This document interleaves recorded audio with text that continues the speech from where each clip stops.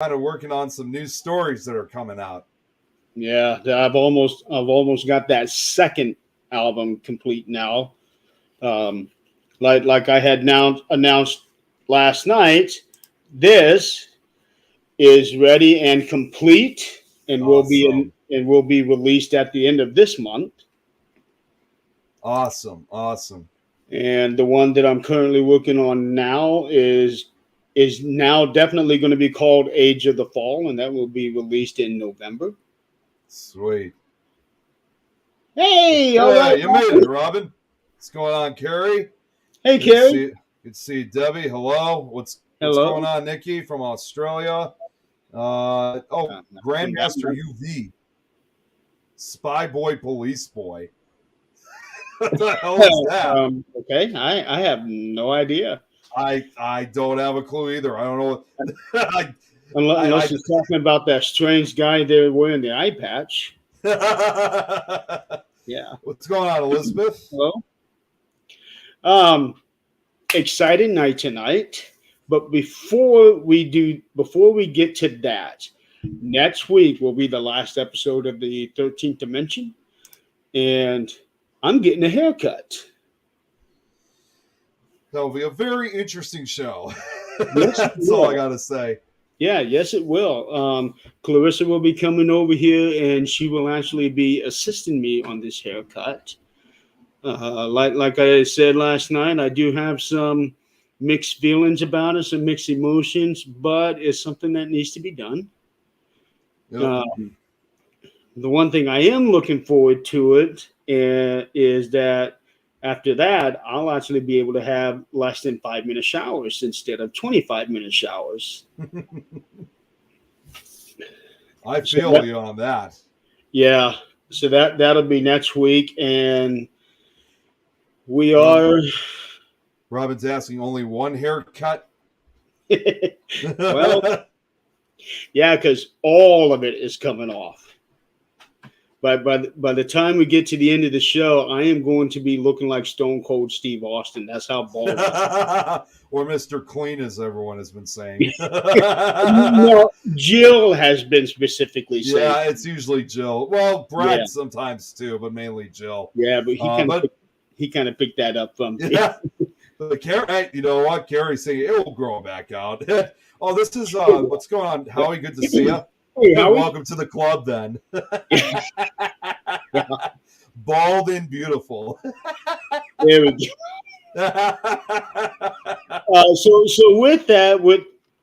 With that, that brings up our first banner of the night. Yeah, I completely neglected all banners from last night. I don't think I put a single one up last night. No, you didn't.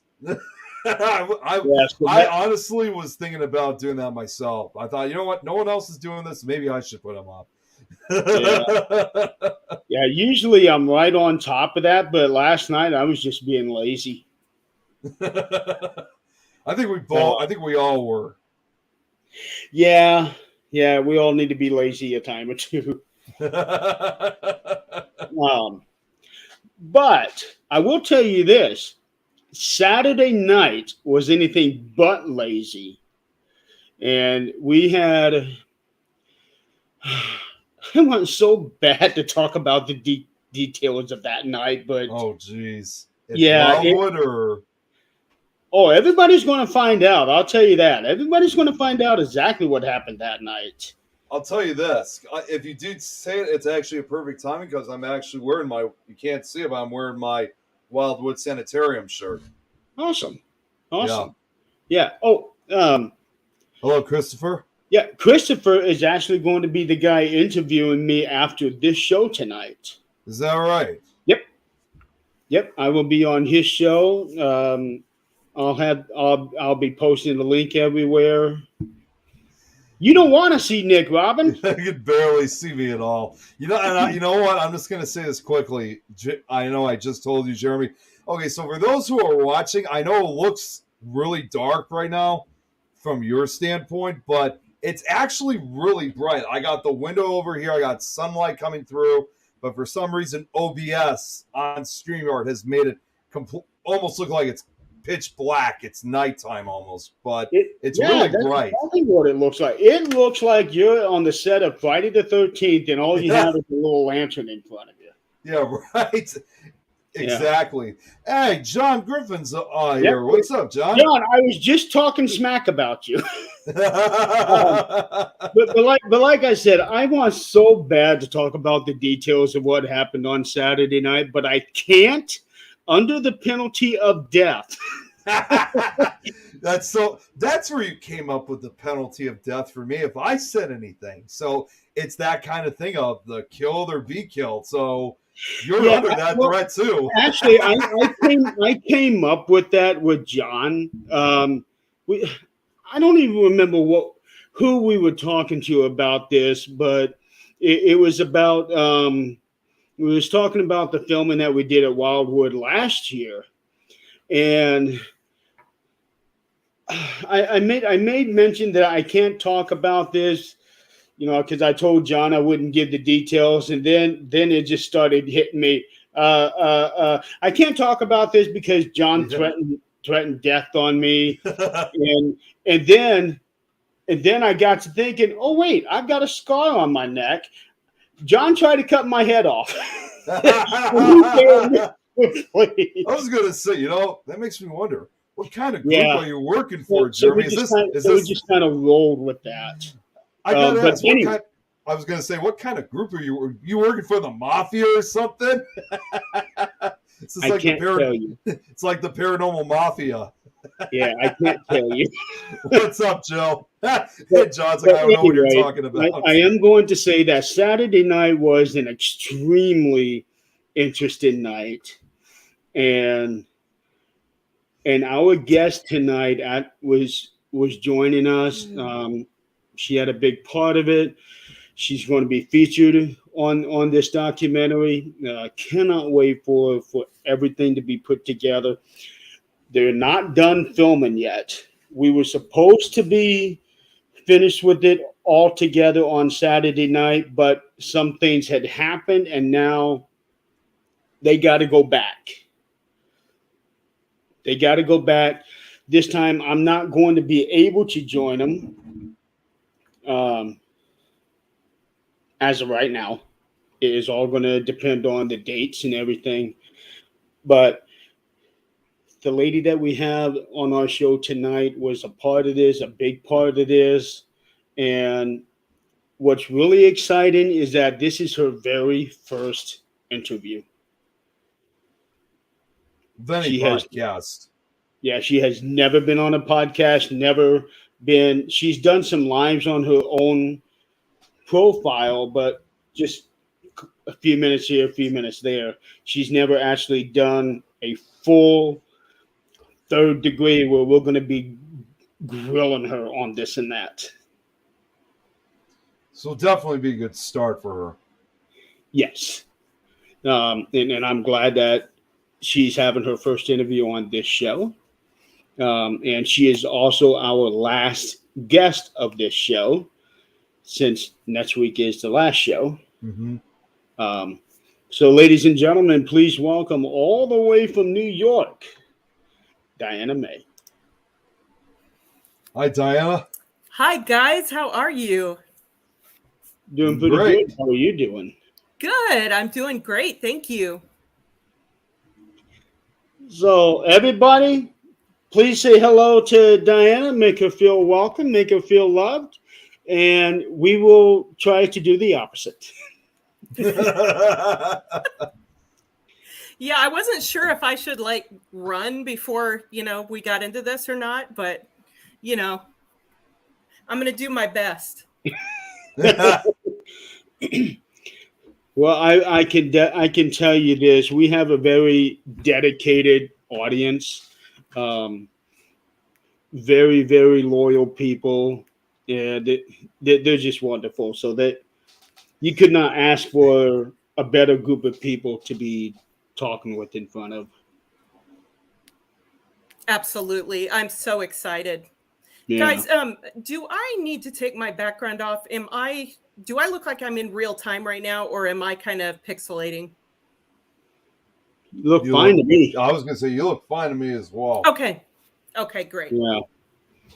Yeah. Every now and then we'll get a little something like right up there at the top of your head right now, but you know, That's stuff like my halo. That's my halo.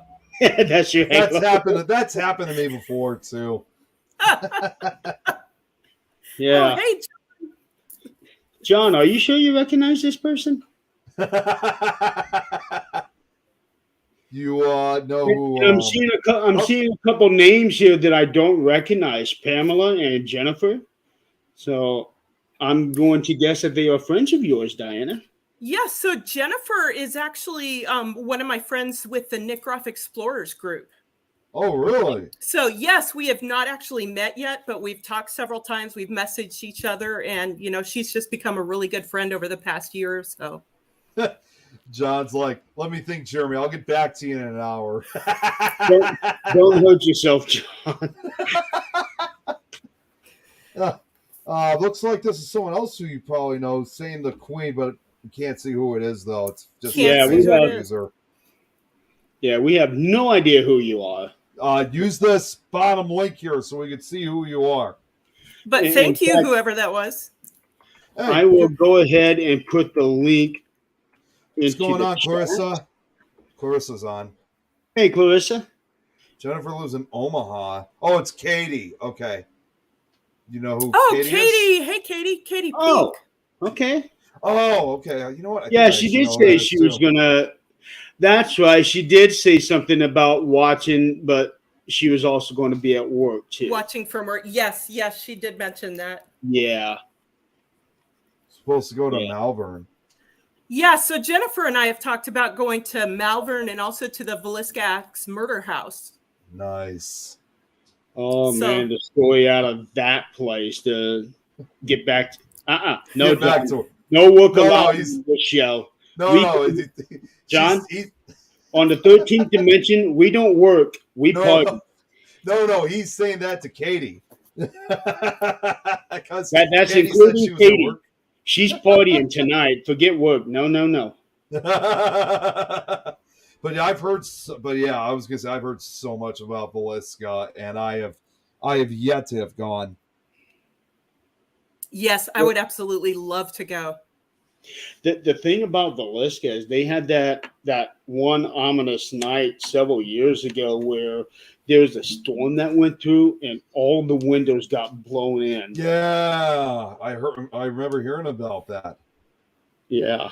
And it was actually one of our fellow co-hosts, Shar from Shar Vanity on Tuesday nights. She was there that night when that happened. And Wow. she also has the audio that I've listened to, and it's horrifying. Jeez. Yeah. I don't know if Hey, how Gary, good to often see you. she had put that out, but she had it out on one of Greg's shows. And listening to that, I just can't imagine. Yeah, that's gotta sound pretty horrifying. It was horrifying. Reveal on Minnesota that was- Ghost Box. That definitely would have been a life-changing experience that night. Oh, without a shadow of a doubt. Yeah. Yeah. Uh, Hello, Thomas. we got Ah. 21 viewers watching, Jeremy. That's Hey, the I'm- largest amount I've seen. I'll take it. Uh-oh. Here's I'll take it. one of them is Brad. There's your Brad just nemesis, arrived. Nick. Yep, my arch There's your nemesis, nemesis. Brad.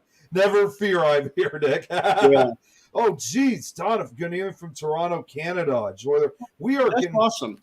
Oh, So not only just that, we got Gary Fields from the UK watching too. good. Getting all So- over so Australia. Diana, we're international. Everybody is here to listen to stories from you. We got people Wow, from, wow. We got Yes. people from throughout the United States. Again, just mentioned the UK, Canada, and also even Australia. We had someone from Australia watching. We're all over. Yeah. Everybody wants to know who the hell are you? I ask myself that all the time. So introduce yourself. Where did you where do you come from? How did you get into this? Wow. So, okay. So I've got a really unique background. So I'm originally from Portland, Oregon. Um, for most of my life, I was raised ultra conservative Mennonite. And for those of you that aren't familiar with Mennonites, it's very similar to Amish. Really? So, needless to say, um, you know, ghosts, paranormal, all that kind of stuff was very looked down on in the background that I came from. So I've always had a very, very much of a fascination with that kind of stuff. And um, I haven't been able to, I'm not one that like sees things, like shadow figures and all that kind of stuff. But I've just always had a fascination with the paranormal. And so I'm honestly, I consider myself kind of an infant in the paranormal field because I've only been in it for, I guess, probably about 2.5 years ago now that I did my very first investigation at Brushy Mountain State Penitentiary in Petros, Tennessee. And I went into it I went into it. I was very interested, but I was a very healthy skeptic. I was like, okay, so I think it would be amazing if there was paranormal stuff out there. You know, I had watched all the paranormal shows, Ghost Adventures, Ghost Hunters, all that kind of stuff. And I was so excited about it. And I was like, you know, it would be amazing if there was stuff like that out there. But, you know, I don't know unless I try it. So I get to Brushy Mountain State Penitentiary and meet the ladies that are the tour guides there, and got into a really interesting conversation with them. Jamie Brock and Courtney Gadwin, they're sisters, and they run the end of the line. They call it End of the Line Paranormal at Brushy Mountain State Penitentiary. And Jamie was doing a dowsing rod session, and she asked the spirit that she was speaking with. She said, because she knew that I was kind of a skeptic, and so she asked the spirit that she was speaking to, she said, can you point out the skeptic? And there's a group of people standing there. And I tell you, the dowsing rods whip around, point straight at me. And I jumped like 10 feet back. I was like, holy crap. Like, there's no way this thing just, you know, pointed me out.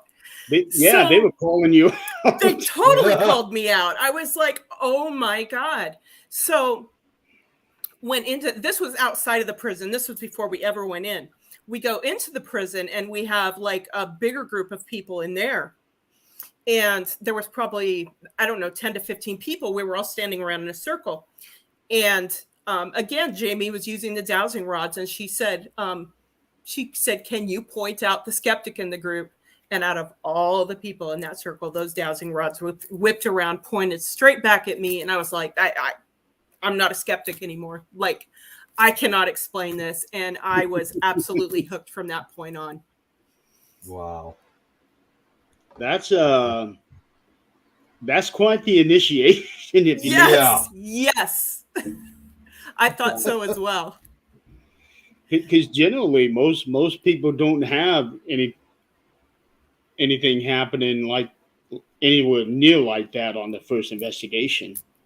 I mean, I thought it would be great if I saw something or heard something or whatever, you know. I thought that would be a bonus, but I wasn't expecting that. And, you know, I walked out of there a very healthy believer.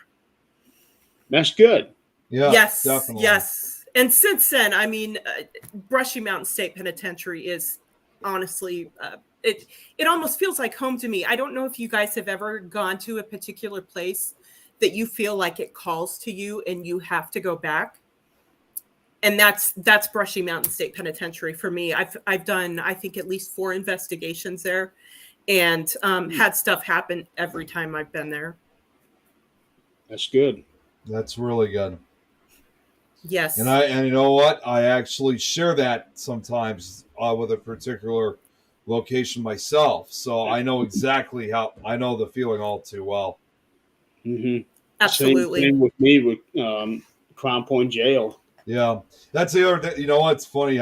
For me, even though it's been a couple of years for my location, It's also a prison, which, see, I live in Chicago. So just an hour Okay. away. Just an hour away, we have Joliet Prison. So Yes, I've heard of it. yeah, it's that prison that calls me back. I was actually one of the first investigators to ever investigate it. So it does call you back after you visit. So I share the It feeling. does. It does. It does.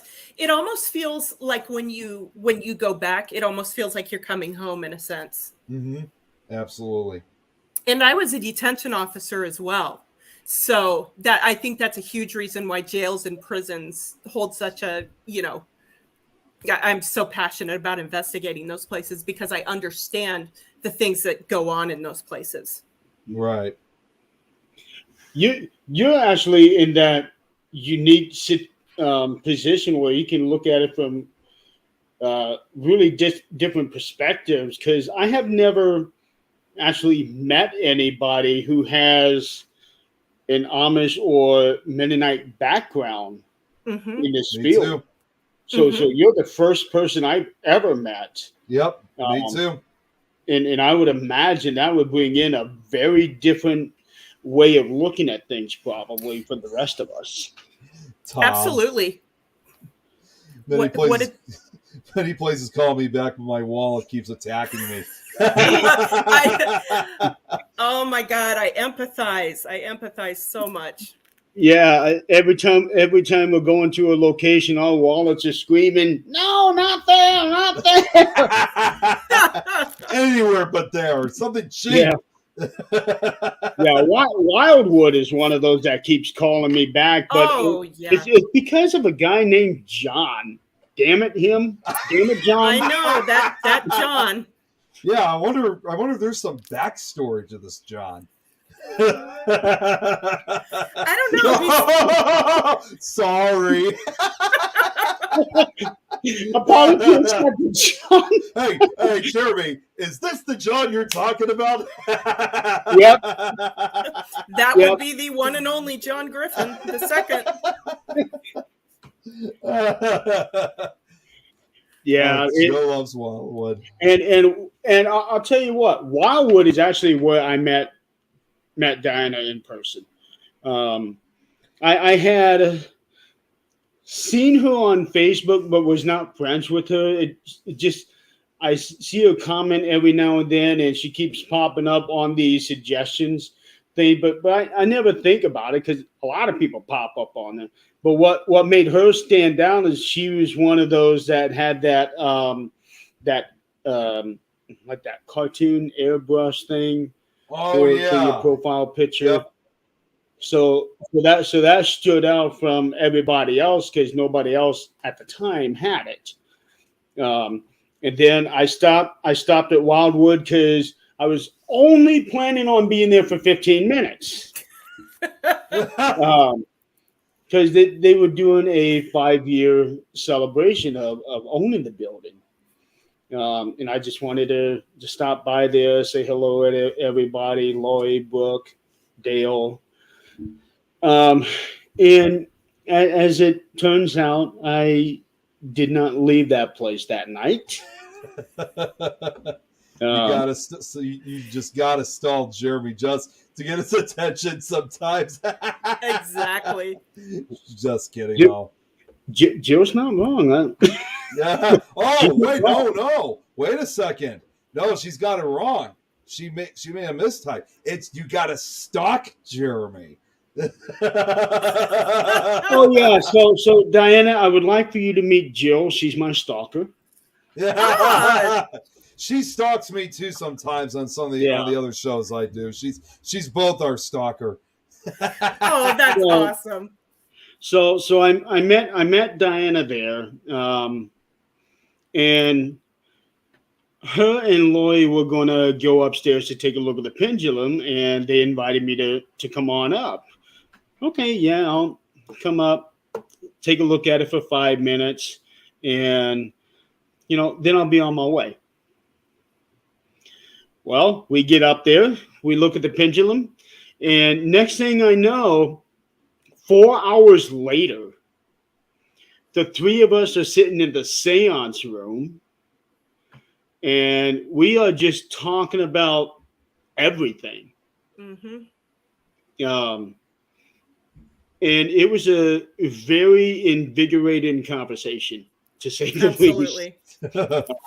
Because between the three of us, we all had very no that I'm was sure you didn't pass 2 out the weeks, tub. yeah, that was 2 weeks prior. Did you ever see that? Did Um, you ever see that picture of him, Diana? Yes, I did. and the three of us had all very different perspectives. We had talked about the Given Tree event, because Lori was talking about a couple of different places that took part of that, and Diana was talking about Deathwalker. Okay, what do you know about Deathwalker? Because it was coming out, and she, oh, I'm the associate producer. Oh, okay. Let's hear this. um, so it was just a really great conversation, because we had 3 different perspectives, but they were all very real perspectives. Yes. And you don't get that very often. Usually you have that one person that tries to play it off. Oh yeah, baby. There was none of that shit there. No. And Diana and I became fast friends after that. Nice. Absolutely. It was one of those things where I felt like, just talking to you for a few minutes, it like after that evening, it felt like we had known each other for years. Yeah. That's what it's as I would say, it's typical in the paranormal community. Like when you meet certain investigators and you chat with them, even for just a few minutes, all of a sudden it's like you just became best friends with them. It's like you've known them all your life. And that just recently happened to me too, because I told Jeremy I was at the Michigan Paracon a few days ago, and I actually got to see some of the big names like from Paranormal TV. And after a few minutes, it's like we just became like all best friends immediately. So again, That's something amazing. I can clearly relate to. So it's an amazing feeling. It really is. You hear a lot in the field about paradrama and things like that, but there's also para-unity, and that's what I love so much. I love making those connections, because everybody has their own kind of slant that they come at this with. They have their own experiences and their own ideas about things. But it's amazing to be able to come together. And Jeremy, you saw this with the group of us that were together at Greenville Manor this past weekend. Oh man, that was. I had never worked with you guys before. Like, I had met some of you, but there were several people that Saturday was the first time that I had ever met them. Yes, what Jill says, soul recognized soul, absolutely. Yeah. We just have that common spirit, for lack of a better term, and that's what I love so much about the paranormal community. Exactly. Well, I'll tell you this, Diana, because I probably have done this better than anyone in the paranormal field. But you know how we pointed out, like how we had international connections watching. Yes. Yes. I, in particular, probably made more international connections than probably anyone else had, because I have actually found investigators from countries you would never think twice that there would be people who'd be interested in. So countries you've never even heard of. Yeah. Wow. I mean, seriously. I mean, I'm actually concerned about making an up. I made a highlighted map about a year or so ago. I think about making a new version of it just to see how it looks now. But if you see this map that I make, that will clearly show, someone like myself. I know not many people, have. I know a lot of people look down on it, but that if that doesn't prove para-unity, I don't know what will, because you're really absolutely. going over, and we're not just talking about like the U.S. and the UK. I'm talking all over. This is including Russia. And I even have. I will make this short. In spite of the controversy, some people may think I do have 2 connections out in Ukraine and 1 in Russia, and they're on the same side as us. I could first start. Well, the one in Russia, he's on the same side as us. He knows what's really happening. But more importantly, he actually is a true paranormal investigator. I've spoken with him. And as soon as I added him, I introduced myself, got to let him know who I was, got to know who he was.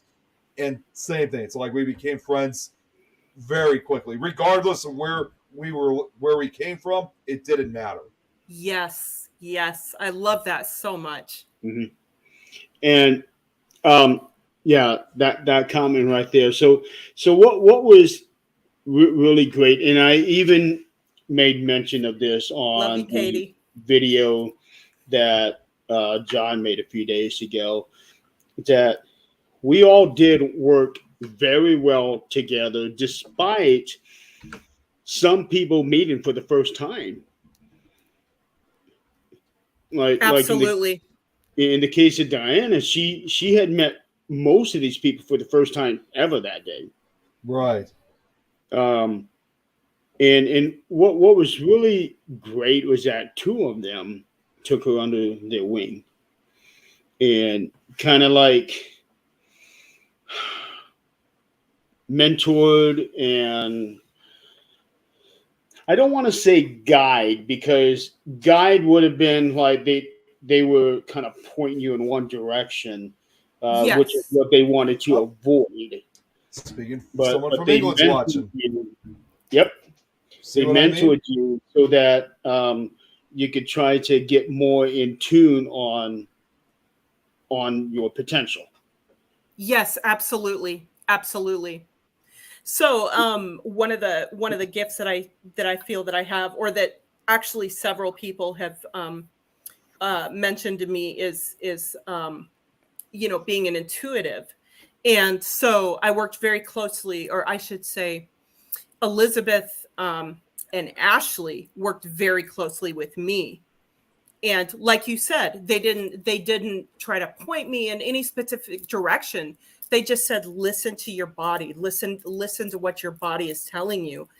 And it was amazing, because once I started listening and started doing the things that they told me, it was very interesting that some of the things that I sensed were things that they sensed as well.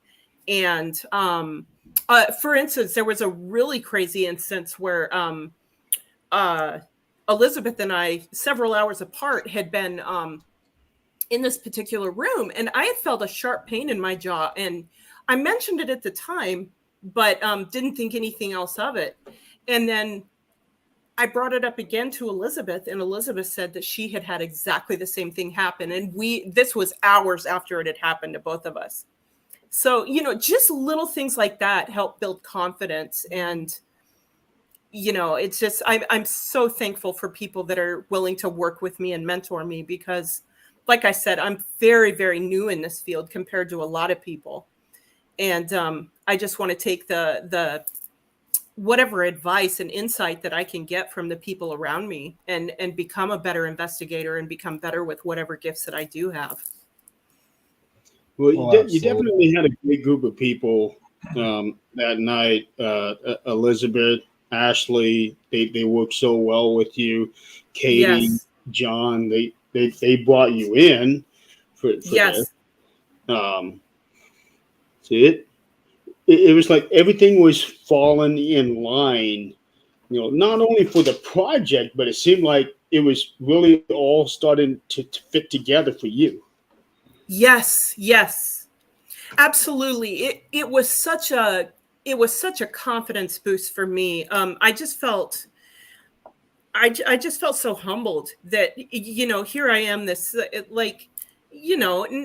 not very many people know who I am, and I'm fairly new in the paranormal scene and all that kind of stuff. And to have, that group of people that you were with, Jeremy, to come and to have John invite me to be a part of this amazing documentary that he's putting together and all this. I mean, it's so humbling, but I'm just so grateful for the opportunity, and I want to use it as an opportunity to grow and to learn and to, just become a better investigator myself.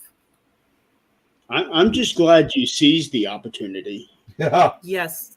Me too. Because what happened at Greenville Manor, like, when this up, Rosie? film comes out, it's gonna blow people away. It, Oh. it is. It Yeah. sounds like it. Yeah. It just absolutely it was in some ways life-changing. Just kicked up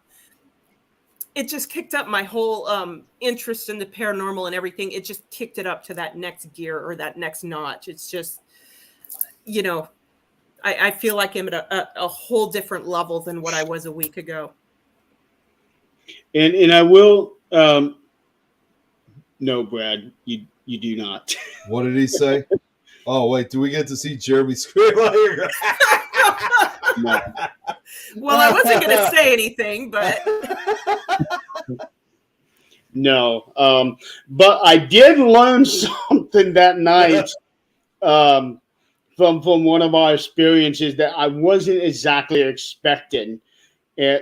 Shut up, John. 3 times exactly. Yeah, right. Was that with me with the ghost cat and OSR? Oh yeah, you want to talk about somebody that screamed like a girl? But we're not going to get into that. But I learned a few things myself that night, and you're going to find that out on the documentary too, if it makes the cut. And one thing I do want to stress on you, Dan, is that what you saw, what we all did that night, is not your typical investigation that most teams do. yeah. So we were going way out, and well, you're going to have to talk to John about that because he is the director. Brad wants the director's cut. That's what I was just referring to.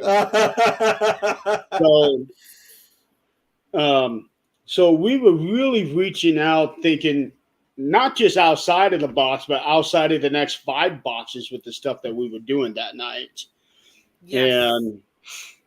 And so what we were doing was not your typical investigation. Pretty groundbreaking stuff there. Yeah. So in the beginning of your paranormal career, if such a thing really, your paranormal adventure, let's put it that way. Adventure journey. I call it a paranormal career. That's just me though.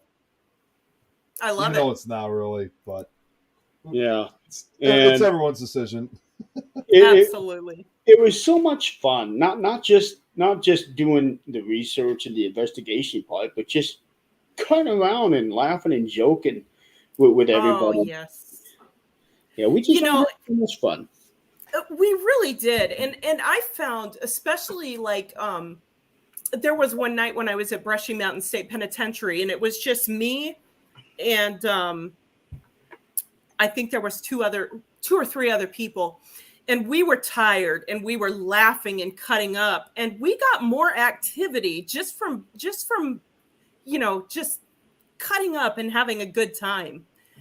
So it doesn't always have to be just serious and formal. I mean, sometimes things happen when you're least expecting it and when you're just having a great time and not really even looking for anything. Oh yeah. Oh, absolutely. At that point, that's where the spirits are like, hey, these guys are having fun. I want to have fun too. Yeah, exactly. Right. Exactly. And I think laughter and cutting up like that just stirs up a completely different kind of energy. Mm-hmm. Absolutely. Well, laughter is not something you normally get at a penitentiary. No, it's not. No, it's not. Except for, the only thing that I think we could ever laugh about, obviously, is don't drop the soap. Yeah, exactly. Hey, Kat, good to see you. Yeah. How are you? Kat, oh my God. Kat is one of my amazing friends. She's one thing that I did not mention is I'm also a associate producer for the Ghost Finders. Awesome. And a few months ago, Kat was actually on a shoot with us. And it was absolutely amazing to meet her. She's another one that I just feel like she's a soul sister. Well, Diana, I could definitely relate because she, along with the rest of her crew, because again, living in Chicago, they're based. You can kind of say they're my neighbors. Oh, They yes, They only live an hour away from me, out also in Joliet.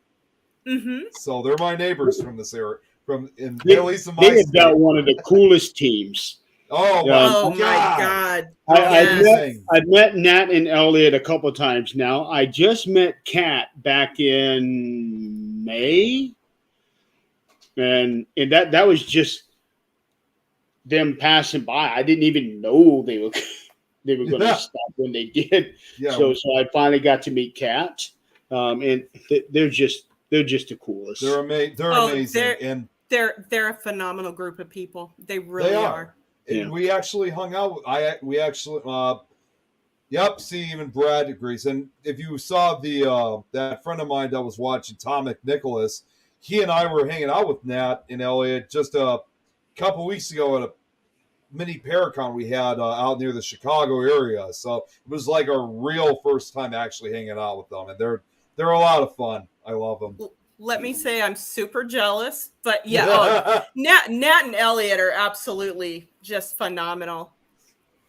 Yeah, my friend Marty is a friend of mine. She lives here in Western New York. Hello, Marty. So, hey, Marty. Hope you're doing good. So, only been in the field for 2.5 years. Have you had the opportunity to go to a lot of different places?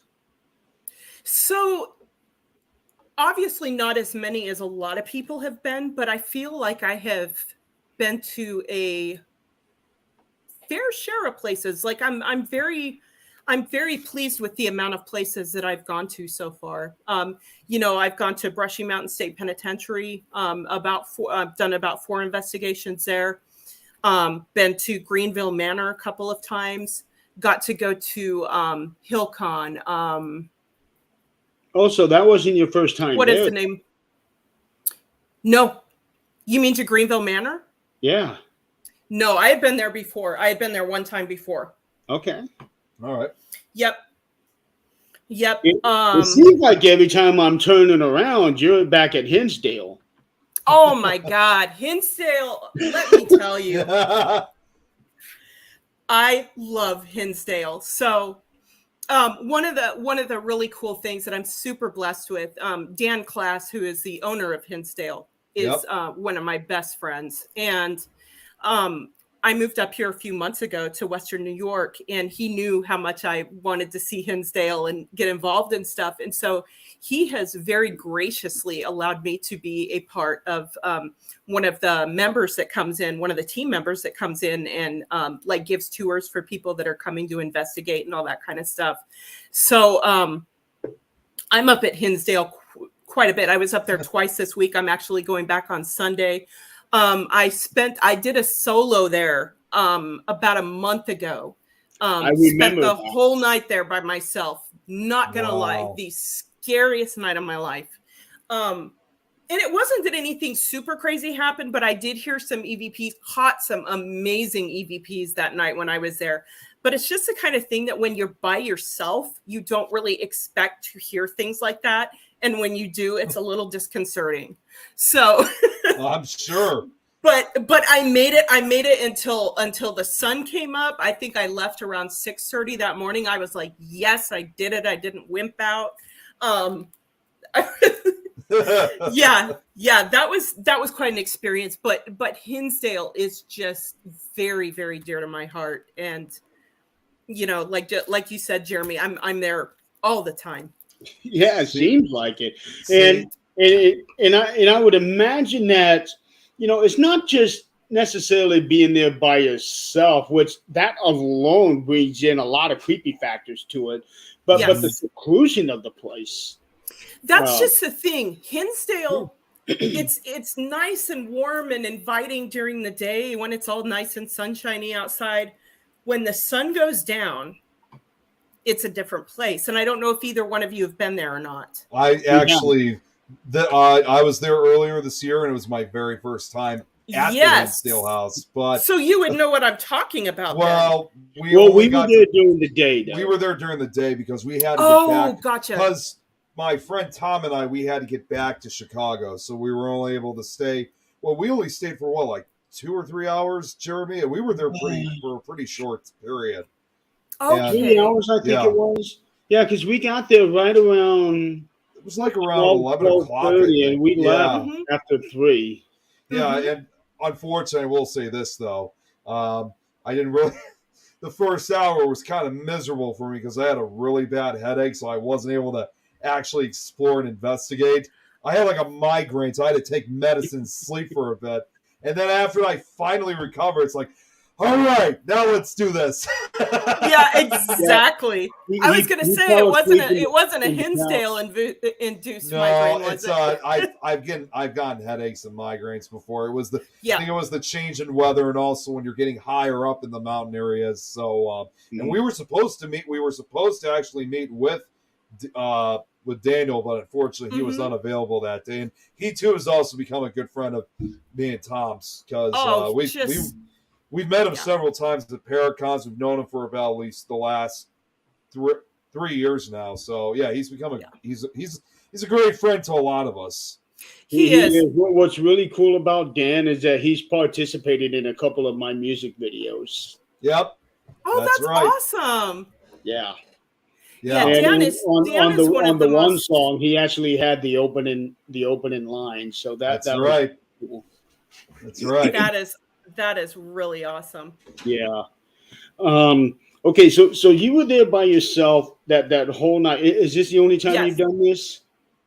So I did another night a few weeks after that. I was so tired that I was running on very little sleep that time though, and I was so tired that I was too tired to even investigate. And I ended up leaving, I want to say around 4 o'clock in the morning or something. And it wasn't that I was afraid or anything like that. It was just, I was so tired that I didn't feel that it was even productive for me to even try to investigate at that point. So from my point of view, and it's looking at it from a safety point, if you're so tired, why? Because you live over an hour away from Hinsdale, right? Correct. I probably would have just stayed there and taken a nap. And the problem was I tried. I was in the living room and I was trying to sleep, and I just could not sleep. No. So at that point, I was like, I might as well just go ahead, drive home, get in my own bed, see if I can get some sleep. Okay, so in the times that you had been there by yourself, did you brave the forest? No. Mm-hmm. No. I didn't. Yeah, I just I know that I do know that there are bears and different things up there. I mean, we've seen like a black bear up there, different things. So I know that there's some wildlife up there. If I were with somebody, I would. I just didn't really feel safe. And I'm not going to lie. Those woods are so dark at night. Oh, I'm sure. I didn't brave it. I really didn't. I think if I would have had somebody with me, I don't think I would have had any problem at all going up there.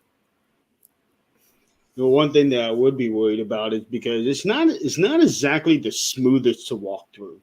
Correct. Oh, sure. Well, I've seen it. It's like on a hillside.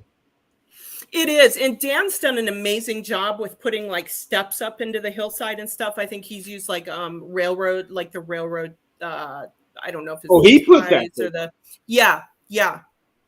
Okay. I was wondering who had put that there because I knew that wasn't natural. Exactly. Yeah, because I think there had been some instances where some people went pretty quickly back down the hill after they had gotten up toward the top because it was so slick, and that's when he finally I think after it happened to Dan, he decided to go ahead and put some steps in.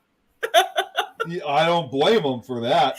he almost sacrificed his body for his Geo box. Let's just put it that way. Poor Dan.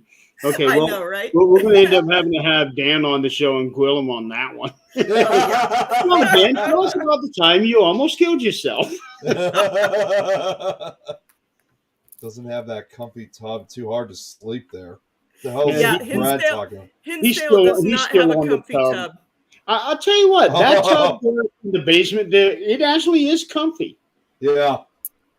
You know, I would totally throw a sleeping bag and a pillow in there. I would totally do that. Yeah. And plus, Can you it's so imagine if nice it was- and cool down there. I'm just gonna say this. Can you imagine if you were sleeping in the tub and it actually still worked, and then someone's trying to wake you up, they can't get you to wake up, and they turn the water on like, Oh right- my! that ought to wake you up. That would be a very rude awakening. All right, we gotta Yeah, go. it would. Yeah, I'd be like, okay, I need to change my clothes now. Exactly. Yeah. After I'd killed somebody. Yeah, exactly. I'm not even sure if that tub is even hooked up to water. I don't think You know, it is. I don't know if it is either. I've never really paid attention. Yeah, I haven't either. I want to say it's just sitting there, but I could be wrong about that. Yeah. All right. So tell us about some of the other places you've been to. I know you've been to Wildwood. Have you I've been to Wildwood. have you investigated it though? I have not got to do an investigation yet at Wildwood, and I would really, really love to. I've been there a couple times when there were group investigations, but as you guys know, a group investigation is completely different than when you've got just a very small group of people investigating. Right. Yes, it is. So I am not a fan of public investigations. Yeah, and I think it's great. I think it's really fun, and I think public investigations can be very informative for people, especially ones that have never done an investigation before. But yeah, I think that it just increases the potential for artifact and all that kind of stuff. So if I'm doing a group investigation, I don't take a lot of stock in some of the evidence that I get per se, if that makes sense. Right. Burgeon House. I don't know if you guys have ever been there. It's up here in Western New York as well. What is it? What's it called? The Burgeon House, Bergen. I don't think I have heard of that. That sounds that sounds new to me. Yes, actually. So if you go back, I believe it was. I want to say it was season 10 of the Ghost Finders. They actually were there, and it was a very, very interesting investigation. They actually held a seance there, and that was a really, really interesting episode. I'm looking it up right now. Yeah, I'm looking it up currently. Yeah, it's a really, really good place. I'd love to go back. I went for an evening with a group of people here, locals. And my friend Marty that came on earlier, she was one of the ones that was at that investigation, but it was great. I really enjoyed investigating there.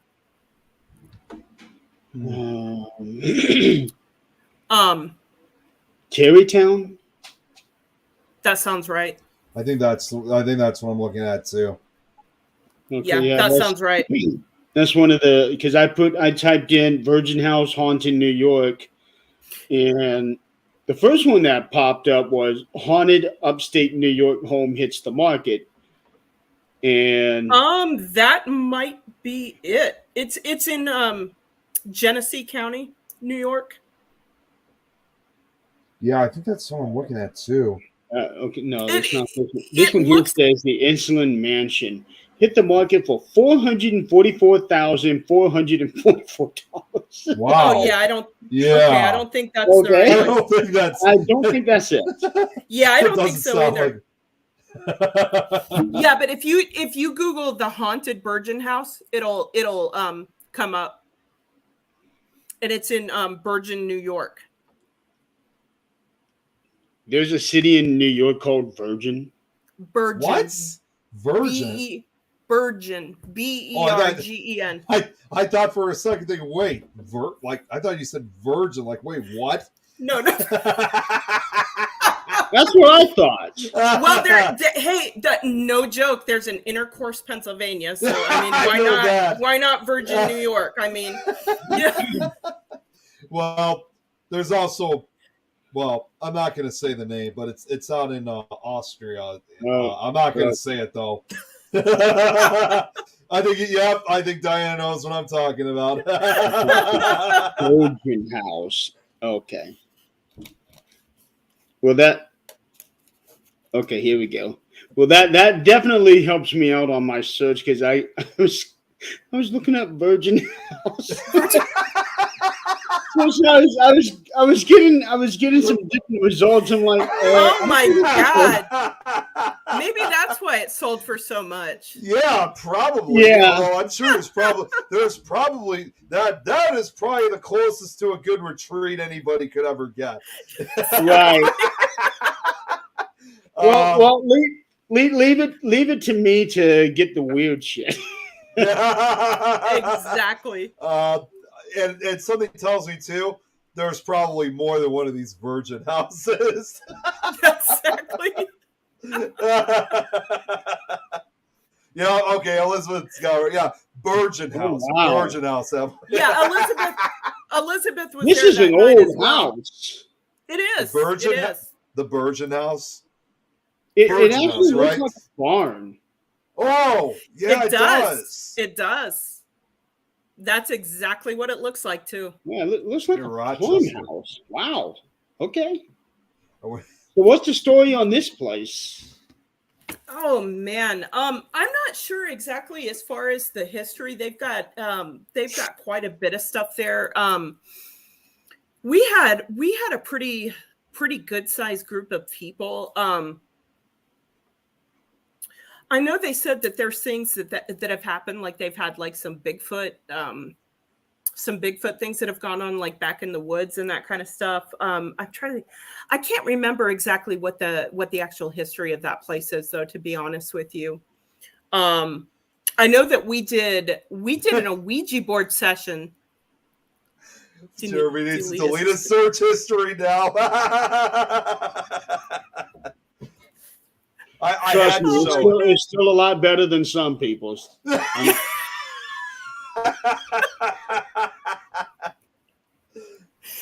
So anyway, continue on. Yeah. So it was very interesting though, because I was involved with my first Ouija board session there. I had never touched an Ouija board before because, of course, in the Mennonite church, that would have been an absolute horrible thing to do. But we did an Ouija board session, and there were some answers that came across that were very personal to one or two of the people that were there, and I just thought it was quite interesting, the results that we got. And it's like I don't know if either one of you have either one of you ever done a session before? I've watched a session. Yeah, I haven't. I've never done it myself. Not that I'm not interested. It just that it's never happened. It haven't had the opportunity or whatever. Yeah. Right. But it's the craziest thing when that planchette starts moving, and like we got done and I looked at everyone. I was like, you guys promise you weren't making that move? And they're like, no, we weren't. So it's it was an interesting thing, but I thought it was I thought it was really special for the people that had a loved one that came through that had some very personal messages for them. So yeah, that was. Other than that, I didn't have a whole lot. I didn't experience a whole lot myself. That's why I'd really like to go back there, because I think there's a lot more to explore there. But just we had, kind of limited time, and so I'm really hoping the opportunity arises to go back at some point. From what little I saw in there, it looks like it's in the same predicament as the Hinsdale house. It's like it's secluded. Yes, many neighbors. It is. It is. So it's one of those type of isolated locations. Yes, and I think they do have neighbors that are closer than at Hinsdale. But again, it's on a very nice property.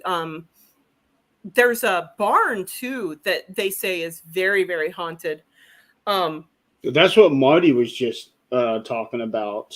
Yes. That the barn is active, and So just from that Ah, alone about the slaves, the imprint yes. that would be left on the house just from that alone, because I'm sure that they would be very scared, very angry.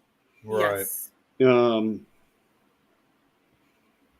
so Yes, I'm sure that that it house would is be a very place messy. where there would have been a lot of traumatic feelings and like you said, just intense fear and wondering what's going to happen next. Are they coming for me? Are we going to be able to get out in time? Yep. And like you said, I really feel like those kind of emotions, those deep emotions do get imprinted on places. Um, Let me ask you this. So, what you said that you grew up in the Mennonite background. Correct. So did you actually live out there on the farms, or did you guys live in the city? How did that work? Yeah, so I grew up in a very small community in Oregon. Um, there were some of the families in the church that I went to did have farms. My dad was actually a truck driver. He drove a dump truck, hauled asphalt, that kind of stuff. So there was quite a few people that had. Some of them were like carpenters, different things like that. Hmm. Um, and there were others that just had regular jobs, just like you and I would. So it wasn't like really. It wasn't like living on a like a compound, so to speak, kind of like the Mormons or some of those kind of religions. But we did, it was very community oriented though. Like, we would go to church 3 times. We would go to church every Sunday morning, every Sunday evening, every Wednesday evening, so it was a very tight knit community. So during the time that you lived in that community, um, did you ever have any experiences, or were there other people there that also had experiences, and anybody ever talk about that? It wasn't anything that was ever talked about. As a matter of fact, it would have, like, if you would have tried talking about that kind of stuff, it would have been shut down pretty quickly. Really? And basically, yeah, basically would have said that there's, no such thing as ghosts. Sound like they were pretty strict about it. Very much so. Yes, very much so. Anything to do with this kind of stuff, they basically would have considered as being a part of the occult or something like that. They would have viewed it as very negative and not something that's, that could have any positive outcome. Okay. So, yeah, so even though I was very interested, I couldn't really pursue anything like that So because it would have been just shot down pretty yeah, I was gonna much. say. So essentially, it sounded like that they were. It was pretty looked down upon. In other words. Yes, very much so. So Very did much you have so. any experiences though? Um, not not as far as, not that I would call like real paranormal experiences really. Just a very keen interest in it. And my dad, one of his younger sisters, when they were growing up, they had a house that was haunted. And I remember my aunt telling me, and I just remember being so riveted when she would tell me these stories of this older woman that would come out at night. She would come out of like a cubby hole in the wall or something like that and talk to them and would try to get them to go into the little cubby hole in the wall with her. And they never did it, but um the girls said that when my aunts said that when they grew up, like they never talked about it to each other, and when they grew up they were at a bar one night together, and they were drinking and talking and stuff, and they started talking about it and realized that they had all seen the same thing. And I just remember being so riveted to my aunt when she was telling me this story. And I was just, it's just something I've been so interested in. I know that my one grandmother, I believe, was involved with, I believe she did like automatic writing, And I believe she was involved in some seances and different things like that. But that was something that I was never allowed to talk to her about because it was considered, bad or evil or whatever. Yeah. So unfortunately, I never, and my grandmother passed away from a heart attack a few years ago. And that was before I really got involved with the paranormal. So unfortunately, that's something that I can't go back and talk to her about now, so I wish I had been able to have those discussions with her when I was younger. Actually, just because she's gone, that does not mean you can't go and talk to her. That's right. That is very true. That is what this is very true. That is very true. Yeah.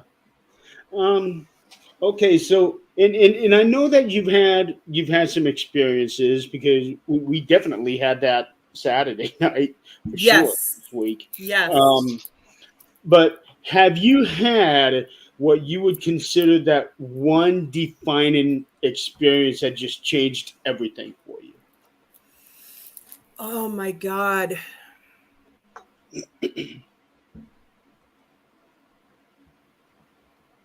I know it's one of those questions that for all of us, we either know the answer right away, or it's like, I don't know. Right. There's a couple that come to mind. At Brushy Mountain State Penitentiary, and I don't know, have either one of you been there? No. I haven't. Okay. The cafeteria has a very, very dark history.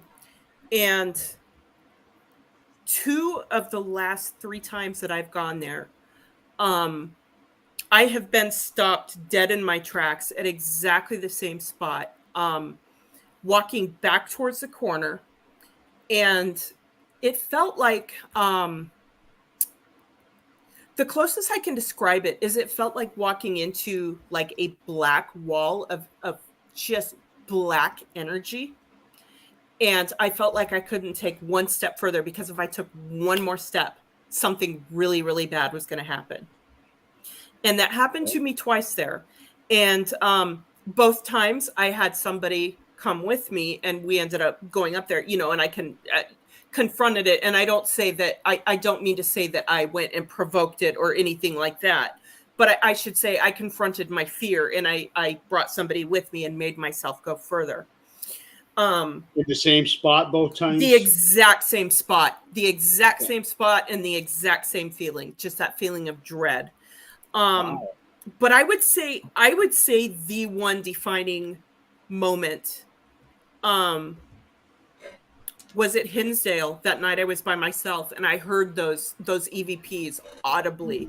That was such a profound experience. And I don't know if you've been on an investigation before where something happened. It literally felt like your heart jumped into your throat, and it's like a million thoughts go through your mind at the same time. And it's like, oh my God, I don't know. I've got to run. I don't know what to do. Like, all these thoughts were going through my head. That experience at Hinsdale, and then actually catching stuff on my recorder that I was able to, let Dan listen to, and let, John Griffin listen to, and some different things.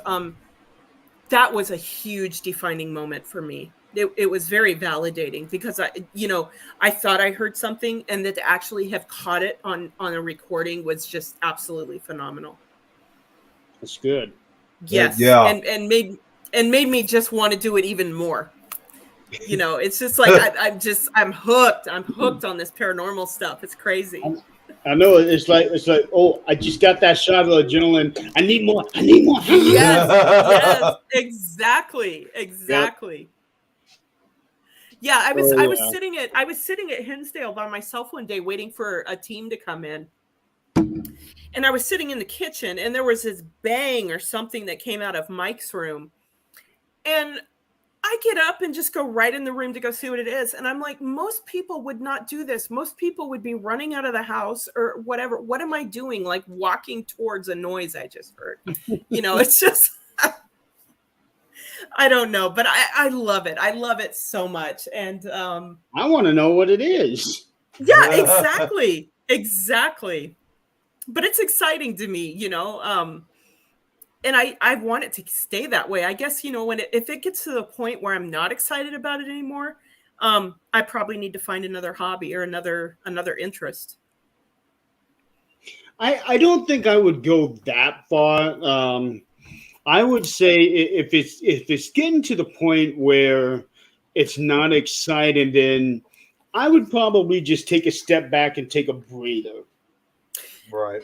Fair, very fair point. Yeah. Very fair point. Not just leave altogether, because in all truth and honesty, once you get into the paranormal field, you don't get out of it. No, You're don't. in it pretty much for life. That is very true. I don't care what anybody says. Yeah, and I've already pretty much have. I mean, the funny thing is, I'll just tell you this. I mean, a lot of times I'm usually the youngest one here, but I've been doing it for 17 years. So it really is truly, part of my life. It really is a life, life commitment. Absolutely. How did they do it? The paranormal is for life or something like that. Whatever For that lifers. For life. There is that term, lifers. So Yes. Yeah, there's lifer. Because last year I took a break myself. I took a 1 month break, and everybody knew that it was just a break. I'm not leaving. I have a date. I'm coming back. I just want the entire month of November off. That was all I wanted. And I did that. I came back in. I'm ready to go because I had that breather. And I think that everybody needs to have that breather every once in a while. John, I am talking to you. but no, everybody does need to have that breather every now and then. Sometimes all you need is just a day to step back. right. Like for me, I took a whole month. Yeah, and it was great. I would absolutely love to get to the point with this where I could do it more on a full-time basis. Unfortunately with my current situation, I'm not able to step away from work and all that. What is you this call a thing break? Call a break. Yeah, Jeremy, tell us what it's like to have a break. I would love to know that. What was that, Jeremy? It's something I've been trying to drill into him.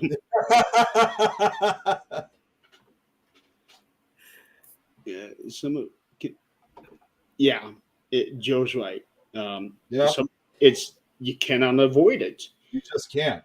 Yeah, exactly. And I will tell you, one of the most profound things that's come from this is that I feel, like I mentioned, I grew up in the Mennonite church. I grew up going to church, reading the Bible, all that kind of stuff. In the last probably year or so, I feel like my spiritual life, like I have grown more spiritually since I have come in contact with the paranormal community than I ever did when I was actually going to church full time. And I'm not trying to, I don't want to slam church or anything like that, but I just feel like, this has been a great opportunity for me for spiritual growth. And that wasn't something that I was expecting even. I think I might be able to explain why that is. Sure, go for it.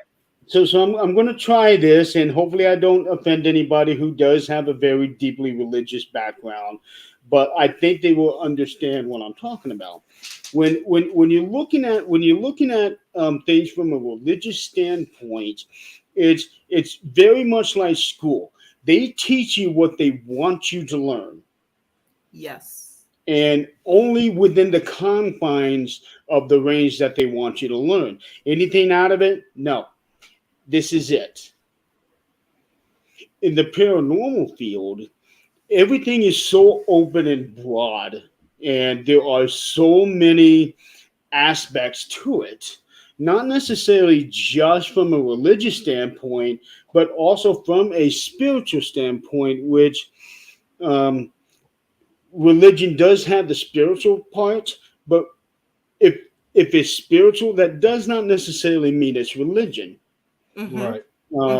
Absolutely. And we're also looking at everything else as well that just encompasses the entire paranormal field. So you're going to be coming from this direction, that direction, everything 360.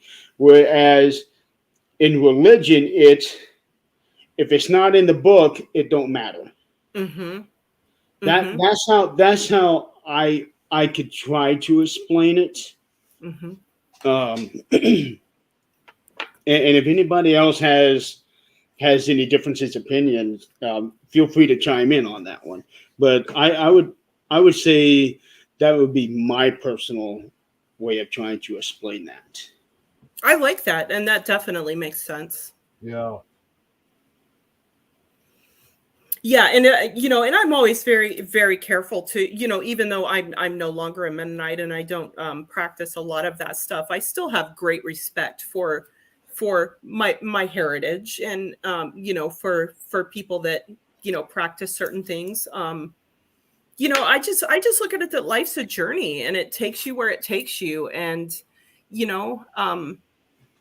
I think the most important thing is just to try to be a good person and do good to other people, be good to yourself, and I think you'll see the fruits of your labors at some point.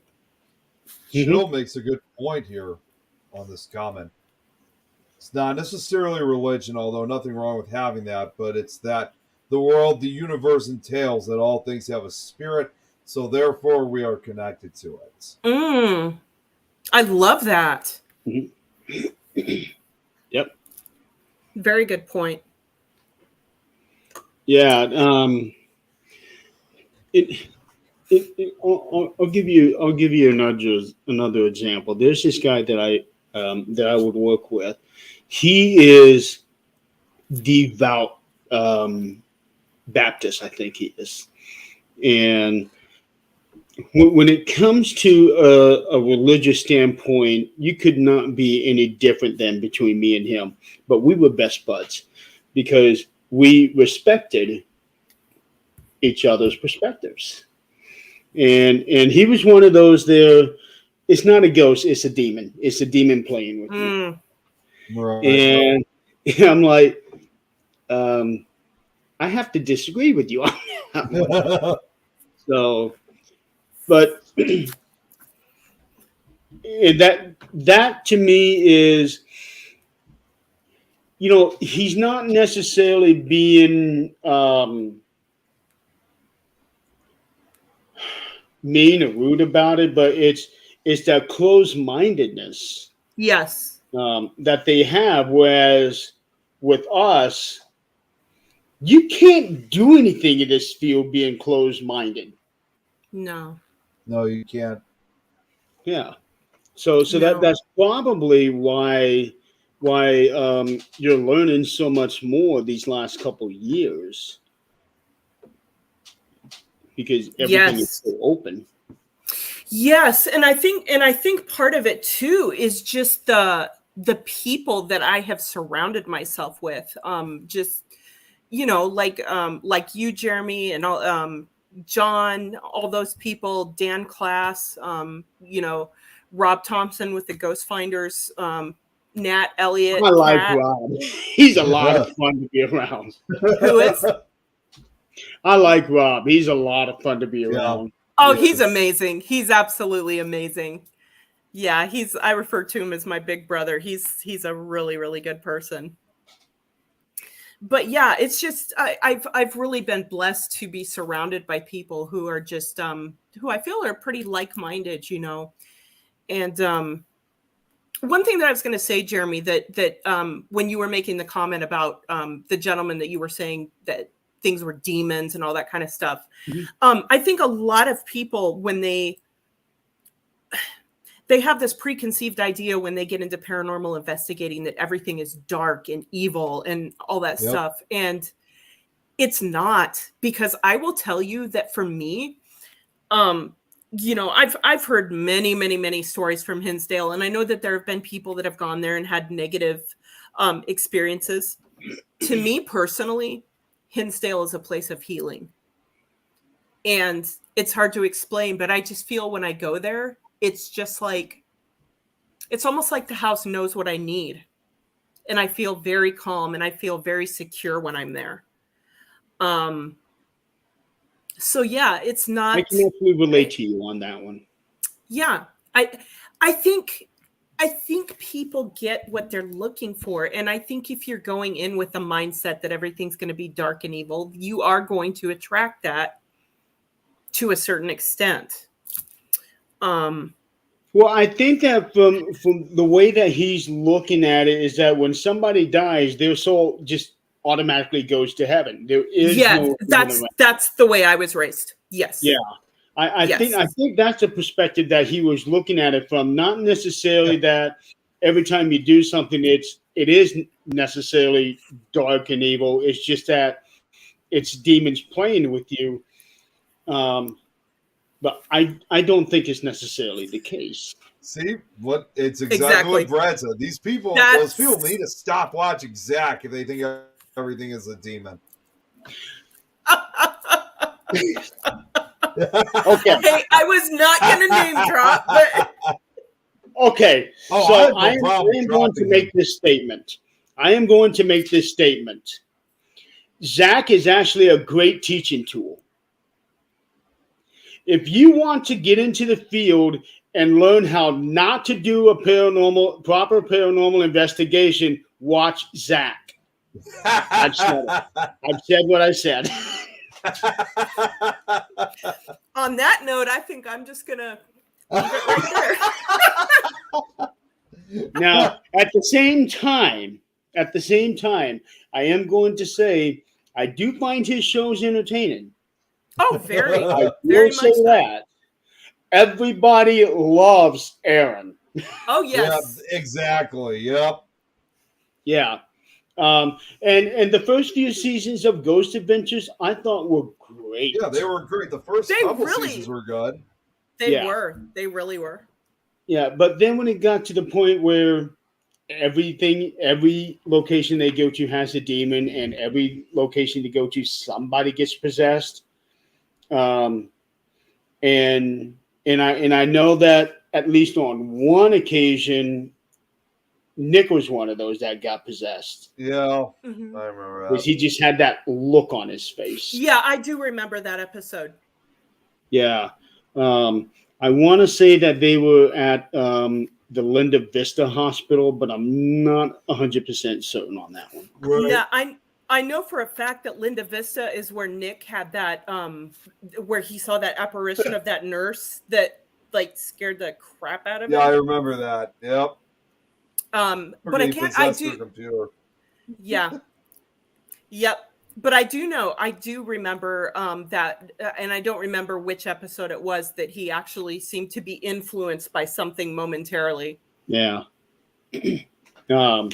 But again, this is all TV show, so it's not just necessarily Ghost Adventures, but it's also Ghost Hunters, a Paranormal State. They do have to have things in there to be able to get the ratings.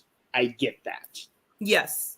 So I get that. So Ghost Adventures is not the only one, although they are very dubious about it. Mm-hmm. Yep. Mm-hmm. But that's all I'm going to say on that one. Yeah. So what yeah, were like for that one? What'd you say, Jeremy? What were we talking about before that one? I kind of got lost in it. I did. We kind of went down that little rabbit hole there, and I kind of. I know, and I need to have a shovel behind me because I keep digging myself into it. Just stop while you're ahead, Jeremy. Brad, I love this comment. It's like Jill's like, I'm definitely not possessed. To be clear, it's just clairvoyance, and it's like, don't lie, Jill. The power of Jeremy compels you. Okay, that's a new one. That's funny. That's original right there. Yeah. Oh my God, this actually rhymes. Brad, you're so bad. Brad is bad. Bad Brad. Bad Brad. There we go. That's your new nickname, Bad Brad. Bad Brad. Yeah. Say that one 5 times fast. Okay.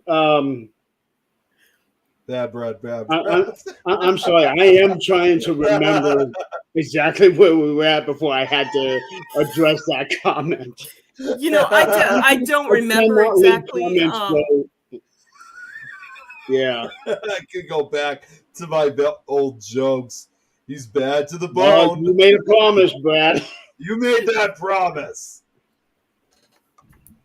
I will say though, about a month ago, I had the privilege of going to HillCon at Hillview Manor. That was absolutely amazing. I got to go with a small group that evening with Dan. He had his Geo box, and oh my God, we had so much fun. There was about 4 or 5 of us in the group, just a small group of people, and we got so many responses. I'll tell you what. When it comes to paranormal conventions, you can meet a lot of really great people there. Yes. I look at it as networking because yes. it's an opportunity to meet amazing people from all over the place, and again, like-minded people. What is it, Alex Moreno? Alex Moreno. I got to meet her. She's absolutely amazing.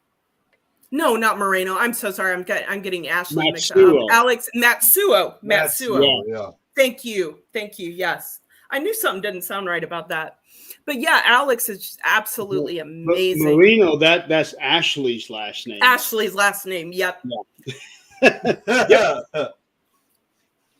I knew it started with an M. I just couldn't remember. Yeah, because you were telling us that you had met her while we were at Wildwood. Yes. Yep. I met her at HillCon. Yeah, you can meet a lot of really, really great people at a lot of these Paracons. And probably the biggest one to go to would be Gettysburg.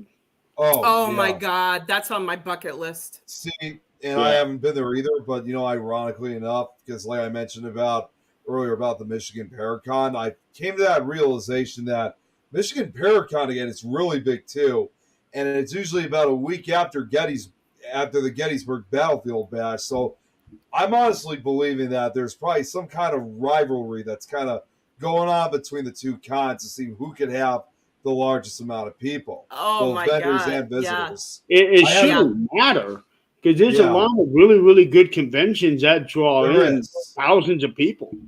Oh yeah, there is, without a shadow of a doubt. Scarefest down in Lexington, Kentucky is one of the largest there is. And also there's New Jersey. The New Jersey Paranormal Expo, something like that. Yeah. Mm-hmm. Then, of course, they're another really large. One of our other larger ones that we have, not necessarily paranormal, but it does have some paranormal stuff in it. It's mostly horror film stuff. Here in Chicago, we have Flashback Weekend, which that's a pretty big con too.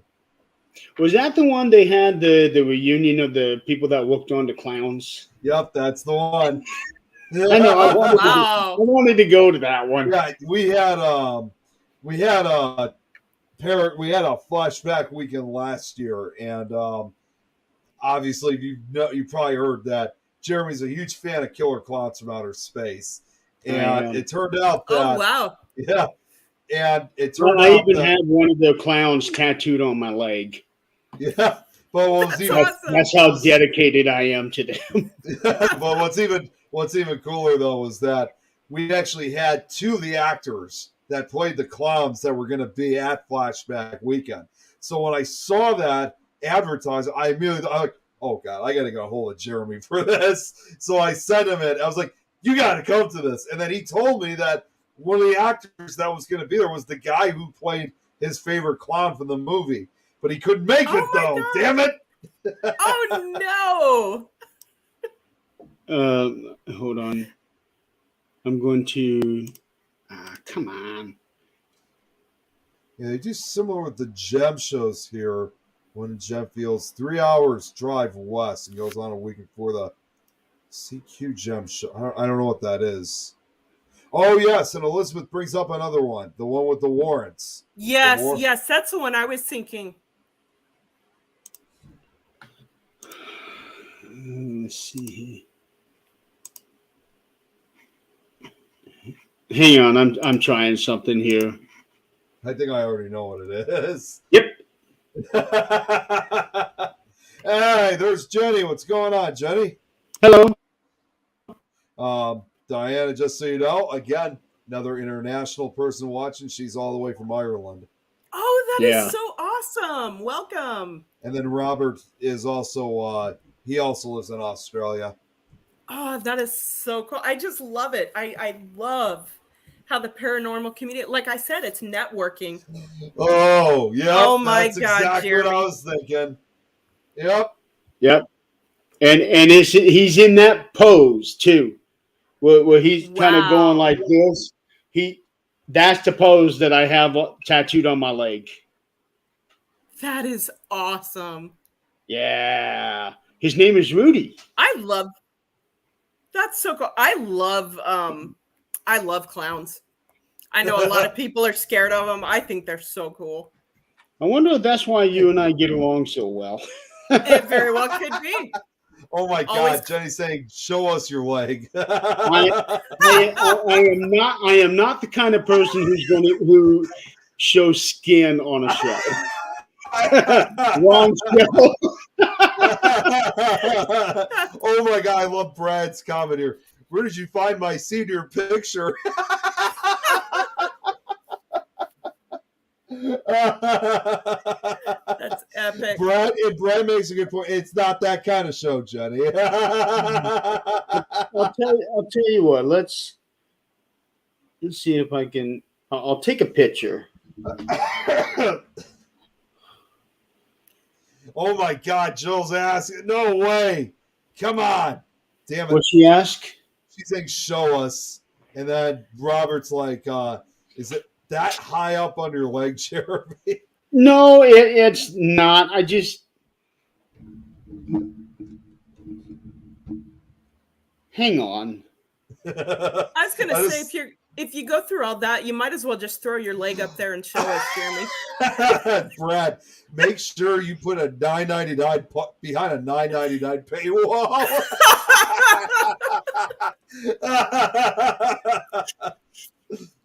and with that, we'll also, and if you call now, we'll also send.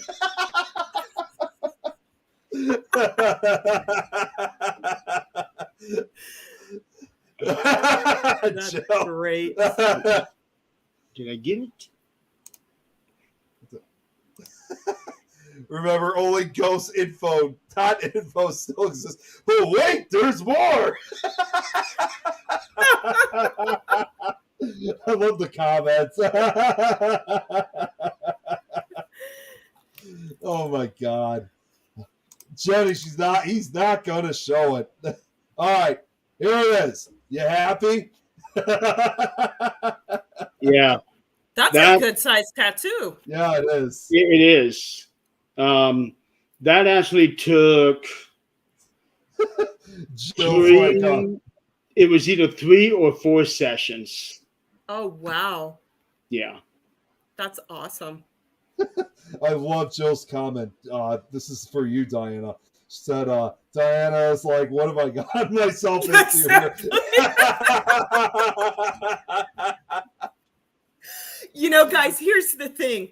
I was an EMT for several years. Okay, being a female in a man's world, like, and then I worked detention. That I don't think there is literally anything you guys could say that would even remotely offend me. You know what I was actually expecting her to say? Actually, I would have expected Jill to say, or someone say, Diana's going to walk off the show. Is like, I'm never coming to this show again. No, but I've heard that of other shows, but I'm not going there.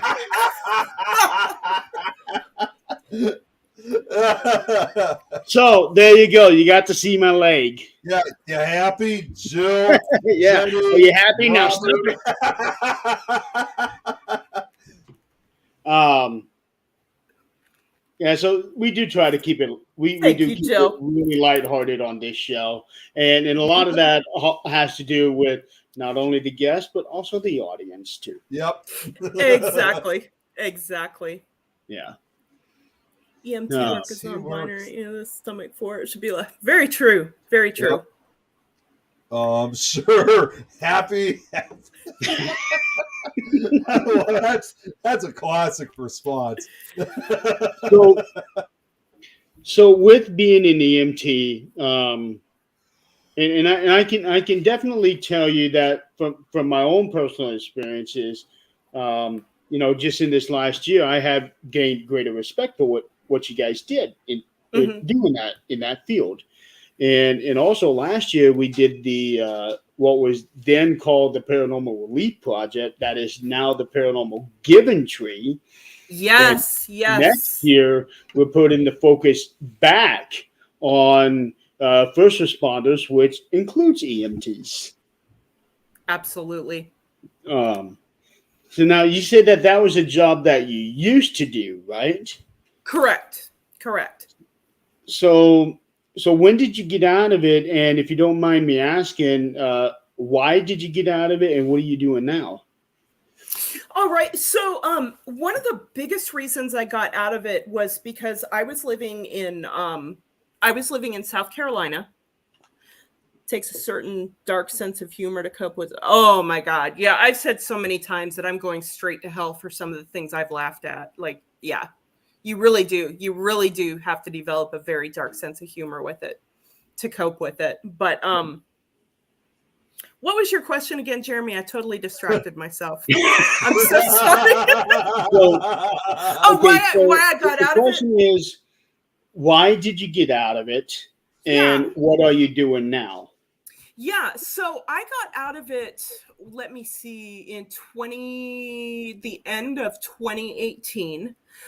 I just kind of felt like I needed a career change. I was working part-time. I didn't have I'll see you. You get what she means by that, right, Jen? I do. That's awesome. No comment. Exactly. I think this is for you, Jeremy. I've gotten you might get some interesting. I don't know what. I keep forgetting how to pronounce her name. I am single, and yeah, that's all I'm going to say about that. Zariana? No, Jenny and I, we have a very deep-rooted history. Let's put it that way. I know how she is. She knows how I am, and that's why when she said, "I'll see you there," no comment. I know Jenny quite well. Yeah, so do I. Absolutely. Yeah, like, whatever you do, don't ever try to get her to keep it PG, because that is not going to happen. It's never going to. Well, we did. Yeah, well, we had a very funny incident when she actually did try to do that. Well, Jeremy, I was going to say, Jeremy did that. She did that recording where she was able to keep it PG, and then she turned the volume up to NC-17. Oh no! This was actually from an incident that we had from my first time. Yes, we are, Jenny. It was actually from my first time being at Wildwood, and we were doing a live video call, and we were trying an experiment where, because she was on an investigation the same time that we were, and yeah, it was classic. And we were doing things on our end to try to stir up activity where she was at. Oh, and wow. it was working. And then I don't even know how we got into the conversation, but she said, "Yeah, I'm going to keep it PG." You know, Robert. and next thing you know, something happened behind her, and she started screaming obscenities right behind her. 10 seconds after she said, "I'm going to keep it PG," the ghost said, "Oh, you are." Yeah, it was. And when that happened, we all just busted out laughing. It was her, myself, John, and Robin. It that made that night, that moment. That's awesome. It That is was. so awesome. At Yeah, the it same was time so as much. It was so much fun. I bring it up a lot. She brings it up a lot. That might have been one of the best moments we've ever had. I don't think That's I've ever seen that. I got to check that out now. It's funny. I'm telling you. Well, I could just basically It say was that. I mean, funny. you know what? And Jenny has said this to me so many times: is that that's that's just how Irish she is. Yeah. wow. Keep it That's PG. amazing. You could Yeah. not have made it up, and I'm living it 3 or 4 years later. Mhm. Yeah, Wow. we could not recreate that if we tried. It was just one of those classic moments. It really was. That's Um, amazing. okay, so you needed a career change. So Yeah, what are so you I doing now? What? so what I'm doing now, I went for almost 3 years after that. I was a detention officer and basically just needed to take a step back from Wait, just the negativity, sorry. and it was a very negative environment. I enjoyed it, but it was time to move on. So now I work for Lyft, and I'm doing like rideshare. And what I love about that is that it gives me time to be able to kind of set my own schedule. That way, if I want to do something like paranormal over the weekend or something like that, I can do it. That's always a So Oh yeah, I yes, got a couple. yes, I got a couple people I know who work on either Lyft or Uber, and or it, Uber. it works really well for them. Absolutely, absolutely. And for me, it just made sense because I could set my own schedule. Coffee. Coffee. I never brought up anything about coffee, Robert. You It's yawned. an ongoing joke that's been going on between with us with coffee. That is hilarious. Try doing that. How do you like it so far? That's what Jill's asking. I love it. I love it. I really look at it as kind of a community service because it's an essential part of the community. I mean, being able to get from one place to the other. As far as Uber, funny thing is, when I lived in South Carolina, I drove for Uber full time. Sorry, this comment just cracked me up.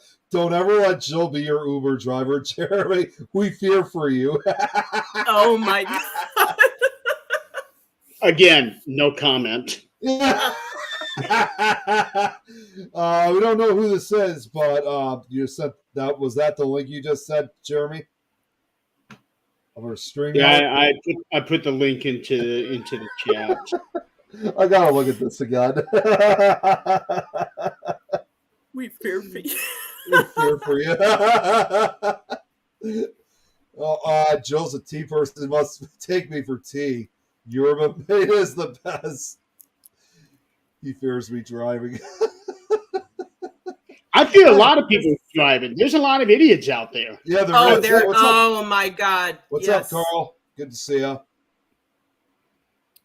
Guys, do you mind if we take a second to talk about the event coming up at Wildwood next weekend?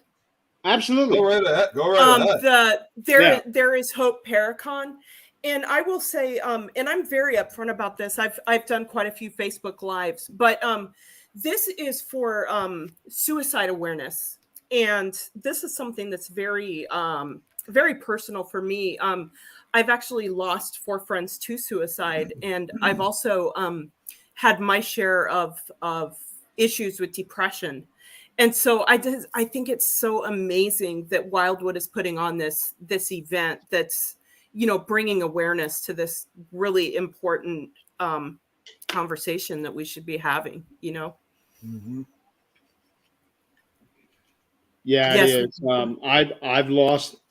I've lost a very dear friend to suicide myself. So I can relate to you on that. And then of course we all lost John's brother Yeah. last. Yes. Yes.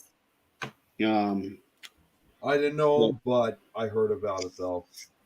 mhm.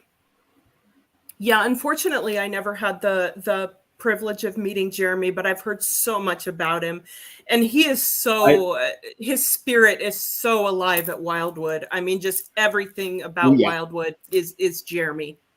He's very alive there at that place. Yes, I yes, can vouch for that myself. And I was able to meet with him and talk with him, and he was talking with me about what he was doing with photography, Mhm. which was a very interesting conversation. Yes, And I was so looking forward to meeting up with him again at Wildwood last year when we were going to be there in at the end of July, but unfortunately he did that three weeks prior, I think it was. mm. Also, Jeremy, yeah, Carl sent you something. okay. We don't know who you are. Make sure to use, Oh, wow. give StreamYard permission so we can see who you are. But whoever it is, we're sorry to hear about that. Carl, Absolutely. that's interesting because that is not too far from where I live. Is the picture that Carl sent you, or Yeah, it's a UFO sighting in a town in Ohio. okay? Best friend's anniversary this month as well. It hurts the ones that are left behind. It's very true. Yeah, absolutely. Oh, it's it's Lori. Hi, Lori. Speaking of Wildwood, Oh, hey, Lori. Oh, Missouri. Joe Okay. Collins in Missouri. Okay. Okay, that's the opposite end, a little bit further away.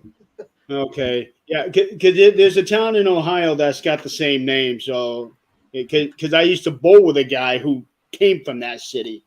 Okay. Yeah, That's Lori, weird. that's you. Good to have you on. Hi, Greg. Absolutely. Greg. Hey, Greg. But yeah, I think that's a wonderful event that Wildwood is doing. And Absolutely.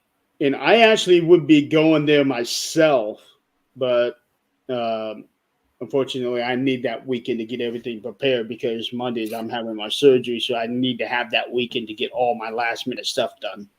Absolutely. Seen in Smith Mill and Cameron August 10th also. Interesting. Mm-hmm. Interesting. Hi, Kim. Hey, Okay. Kim. She's another one of my friends from New York here. You got all kinds of people coming in showing you. Definitely some- I do. do. Like I feel so honored. I tried to publicize the podcast tonight as much as I could. I seen. Thank you, Lloyd. I seen the one video that you did today. Talking Yes. about being on. Yes, I did a short live today about Yeah. coming on. Usually, I don't have any time at all to be watching videos on Facebook. And when you did that, I thought, I bet you she's advertising the show. So That I watched it. was. Sure enough. Yeah. Speaking of advertising too, guys, I feel like I really need to say something about Deathwalker and the Ghost Finders as well. Yeah, look at her shirt, being- everybody. Yeah, exactly. Deathwalker with Nick Groff is it's already showing in the UK and Canada. It's on Discovery Plus UK, and it also is on a network in Canada. And it is coming to the United States here very soon. So we're super, super excited about that. It's Nick's newest project. Nick, I've talked to Nick about it. He is super, super passionate, and we're super excited to have it come to the States. And then the Ghost Finders, Jeremy, you've met Rob Thompson before. The Ghost Finders is absolutely amazing. They're on season 11 right now, which I'm a associate producer for season 11. They've got some great stuff that's going to be coming up. You can check out the Ghost Finders on Paraflix. They also have some stuff on Amazon. You can check out several of their videos on YouTube. Just a really, really great group of people. So, and again, that's where I met Nat and Elliot and Kat. So, you know, I love it. I love it. I love the connections that I've been able to make since I've been involved in the paranormal field. I got to meet all of Ghost Finders except for Melody. Okay, very good. Have you met Steve yet? Steve Dills? No, he's I have the not newest met him member. either. He's a new one on with them. He is. He's the historian. Yeah. Steve is absolutely amazing. Just a really, really good person. Yeah, I met Dan. He actually sought me out at this event because they did a DeadCon here in Fort Wayne, and Dan and I were just real close, and he actually sought me out, and he introduced me to Rob, and therefore I got to meet Rob's wife or girlfriend, partner Heather. Mm-hmm. Yeah. Yep. And then I met Megan. Yes, the one with the pink hair. Yep. Yeah, I'm always forgetting her name. Yeah, Megan. Megan is amazing. I just remember her as the girl with the pink hair and the boyfriend who looks like he's John Lennon. Yeah, exactly. That's I'm funny. That would be. He looks like he came straight from the 70s, and he is cool as hell. Yeah, that's Matthias. Matthias is absolutely amazing. I love him to death. Yeah, him and Megan are phenomenal people. Yeah, they're all great people, and yes. And you're actually working with them. And I'm I look at stuff like that, and I'm like, how did I get so blessed or so lucky, whatever you want to call it, to be able to be involved with these amazing people? Something that 5 years ago, I never would have dreamt that this would have ever happened. You know, and to be working with Nick. I mean, Nick Groff I have so much respect for him. He's such a pioneer in the paranormal field. And, you know, I just feel really blessed to be able to be associated with such amazing people. That's awesome. It is. Yes. Super exciting. So what do you have, what do you have next coming up, and what do you have on your bucket list?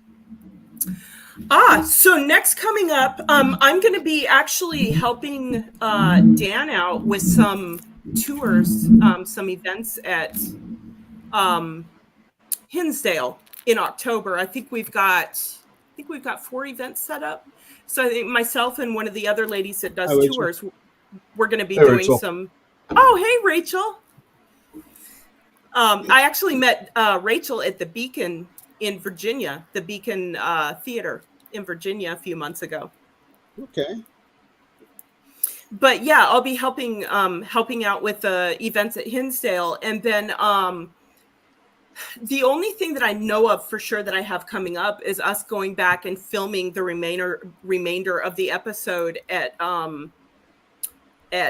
Greenville Manor, which I'm really looking for. I want to go Yes. so bad. Yes, I know. Maybe something will work out that you can, Jeremy. That would be absolutely amazing. I'm going to try. That would be amazing. Need to know the date. I'm still waiting on the date from John. Exactly. Exactly. But as far as bucket list, I would say there's 2 places that are really huge bucket lists for me. Trans-Allegheny Lunatic Asylum. I really, really want to go there. And another place, which I don't know if you've heard of this or not, Lake Shawnee Amusement Park. Yep, I've heard of that place. I'm not familiar with that. Really, it's a super creepy abandoned amusement park in West Virginia. Yeah, it's like if you could basically visualize like what an abandoned abandoned amusement park looks like if you've seen like pictures of it for like movies or whatever, This Yep. is probably as close as you will ever get to seeing one in reality, and it's one Absolutely. that you can, and it's one that you can go in. They will. I mean, you still need to get permission, but it's not one of Mhm. those type of places where it says no trespassing. They actually do allow investigations in Lake Shawnee amusement park.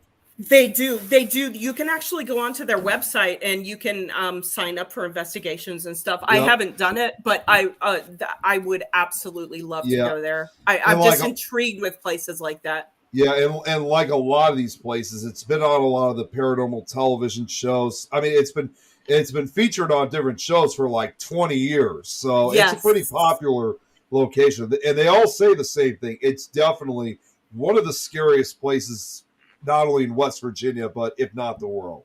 Wow. Yeah, I would absolutely love to go. That's I've definitely never- a bucket list place for me. I think that's like that for all of us. It's on my list too. Yes. Yes. And then I think it would be super cool. Yeah, road trip, Marty. That would be amazing. And then I would absolutely love to go over to Europe sometime and like Yeah. to Ireland and Oh the my UK God. and just the history of these places. And, you know, to go into a castle hundreds of years old, like, Or that even would just be older, absolutely- even not to mention that's even stuff that's even way older than what we have here in the United States. yes, It is. yes, Yeah. yeah. I I, mean, think if that you- would be phenomenal. Yeah, I mean, that's it's why Jenny over there, she's got it made. She can go into all these. Yeah, I you know, can rely right? on Jenny. Yeah, if you're looking for someone who can get you to like a lot of haunted locations, especially in Ireland, Jenny's the one who can do that for God, that would be so amazing. Oh my God, let's do a trip, guys. you. Yep. See, Yep. castles are her Castles weekend are my thing. weekend. I mean, come on, that's so amazing. Yeah. Jenny, she goes to Lep Castle a lot. Yep, that's like one of her biggest Oh, wow. locations that she goes to a lot. Anytime I think of Lep Castle, I always think of Jenny. Yep. Oh my God. And the funny That thing would is, be I've known about Lep Castle for years, but it was just like most recently, about a year or so ago, I met Jenny. So, it's So now you kind of have that connection. yeah. Mhm. Jenny can What- go what's and sing funny, Elton John's I'm and, Still Standing. What's funny, and Jenny, I'm pretty sure you're the one that told me. Somebody told me that. I think it's her. And she'll correct me if I'm wrong on this one. But there's this one place that she went into. She goes in there and she's already got an audio running, and she got an EVP saying the bitch is back. Oh my wow. God. Yeah, I think it was Jenny that got that. Yeah, because she says here she was in Yeah. Lep Castle 2 weeks ago, back in 2 weeks, and then Redwood Castle in November. Wow. Oh my You know what? God. That actually kind of reminds me, isn't it? When Robert mentioned that, isn't there a song with Elton John that's called what is that song called? That there's a song that goes kind of by that title. Oh my God, what was it? Okay, I think It that actually was is. her. Oh my God, She's I not think correcting me on that one. No, wait a minute. Actually, I looked it up. It's funny I looked it up because Jenny she mentioned something about Elton John. He did a song that was called "The Bitch Is Back." He did, yeah. Oh, that is He did it hilarious. with Tina Turner. Yep. That is He did it with funny. Tina Turner. Yeah. So you should have corrected that, Robert. So So- funny. You know the funny story behind that song, don't you? I don't. It actually came from Elton John's writing partner. His wife always referred to Elton John as the bitch. Oh wow. Yeah. Wow. In a good way. Not in a bad way, in a good way. And so they wrote a song around that. Well, that explains a lot of why it's such a good song. Then, because I actually did see Elton John perform almost 10 years ago, and he Oh performed that. That was wow, what. Oh, he was good. He was good that'd even be for his age. phenomenal. Yeah. It was awesome him seeing him before. He had one of those sparkly jackets on, and Yes, even though he was in his late 60s at that time, he still had it in him. he's a classy gentleman. When the devil is scared, when I get up and the coffee is not running. Jill, yeah, I kind of expected Yeah. Jill. I kind of expect Jill to say that. Oh, that Uh, is so funny. Jeremy and our Thomas, neck, dude. I prefer doing residentials. See, That's what I prefer to do. I prefer doing residentials. I want to help people. That's my forte. and to answer that question, I mean, I've been to a lot of locations, but I haven't really been to a lot of the residential locations. Not that I'm not interested, it just I haven't really had the chance. So, to kind of answer the question, I'm open to anything, whether it's popular locations, residential investigations, or if they're even, if you want to call them, abandoned or popular or public locations that haven't got the same notoriety as other locations do, because there's a lot of them out there that a lot of us don't even know about. Yeah. Carl, I will read that later on tonight. Oh, from MUFON. Yeah, he sent me a statement that they wrote out based off of the recent sightings. But I'm gonna have to wait until I am done with the shows to really dig into that. Um, Robert makes a good term. Unheard of locations. That's the best way to Yeah. describe them. Yeah. Because for us, like here in Chicago, we do have a lot of locations that are well known, but some of which haven't been frequent on television, and then there's others that have just not been featured at all on anything. So that just goes to show, like, for example, like I mentioned earlier, Joliet Prison. Well, what most people don't seem to realize is that everybody has been focusing on their attention on Joliet Prison, not realizing that there's a number of other locations throughout the town of Joliet that are actually really haunted. In fact, when Nick was doing his own show, he actually did go to one of those locations in Joliet, but it wasn't Joliet Prison. It was a different location. They did a show for it, and to date, that's the only time they ever did a show at whatever location was in Joliet. So that gives you a primary good example that, again, everybody now in this day and age is always looking at Joliet Prison when you go to Joliet, but there's other locations out there that are often ignored that should be investigated, and a lot of them I've seen lately have been open to the public. Yes. Have you guys by any chance heard of the Pythian Castle in Springfield, Missouri? I Sound haven't. familiar. I went there last year, and that was where I've heard my first disembodied scream. It was insane. That had to. Oh my God! You talk about something that makes your blood run cold. Yeah, that had to. Oh yeah. And Robert makes a good point. Australia is rampant with ghostly activity that is yet to be discovered. Oh, I can only imagine. Oh my God, Yeah. I would love to do some international investigating. Oh yeah. I'm going to be putting a link on here. This here is a link that's going to be for the show that I'm going to be on here in 20 minutes.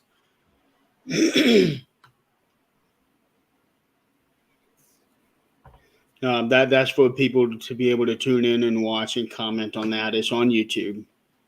One thing I just want to point out, by the way, for what Robert said, it would be awesome to do investigations, but I also wonder if, because when you think of Australia, you also think of the not only, of course, the Australian people, but the Aborigines that live in that area, their belief system in the spirit world. Because I've done my research and I've discovered that even though they have their own culture, they do have some similarities to like what we have with our Native Americans here in the United States. I mean, they are different cultures, but there is some partial similarity. you could pretty much kind of call them, in that case, like native Australians, if you will. Yes, absolutely. Oops. Oh my God. No, Brad. We're going for No, we're 7 not. hours, and it's first time on the show. Actually, we are going to have to wrap up this show because I need to take a few minute break and get ready for this next one here.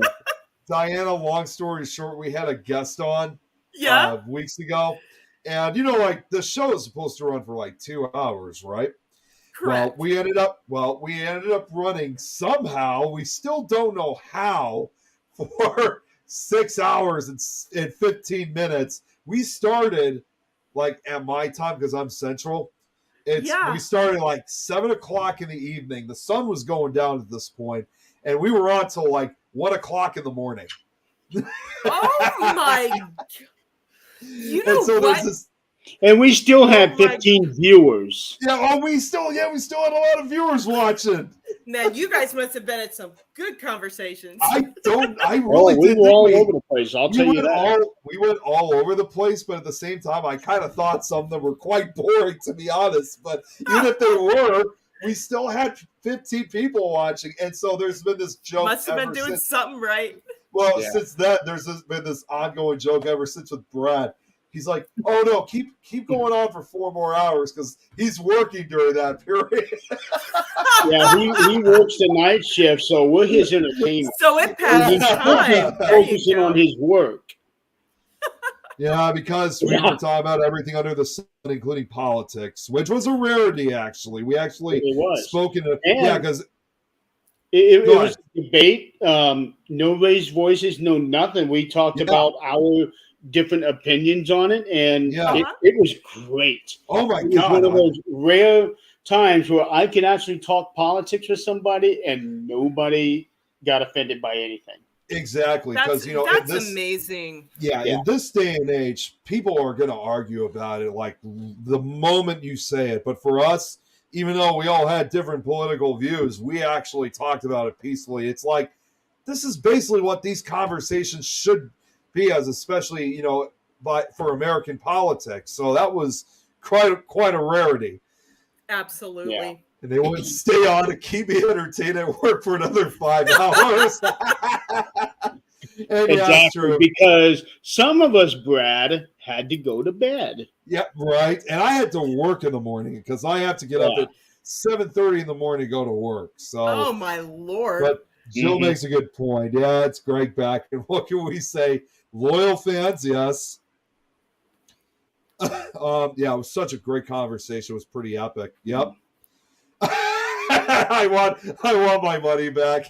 What's the refund policy? Hey, if you want your money back, go to the people that you work for. The only refund maybe we'll ever give you is maybe one of those very small bottles of Gorilla Glue. Just don't put it in your hair. No. Or your face, because that could happen. Oh, we won't go there.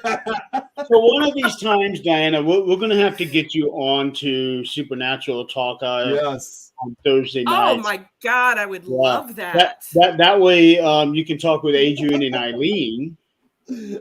That would be amazing. Yeah. I can't believe we've been on for over 2 hours already. I mean, where has time gone? Yeah, I know, right? It goes quick.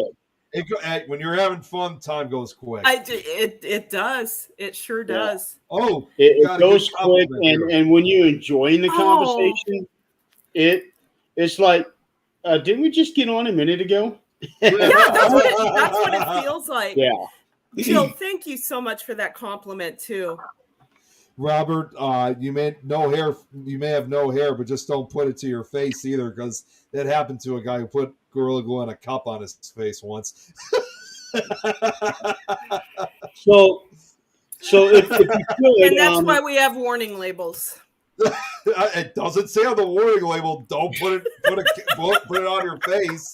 Sad that we have to have warning labels too, if you think. This But is why they could have been on for another 5 hours. It makes it go quick.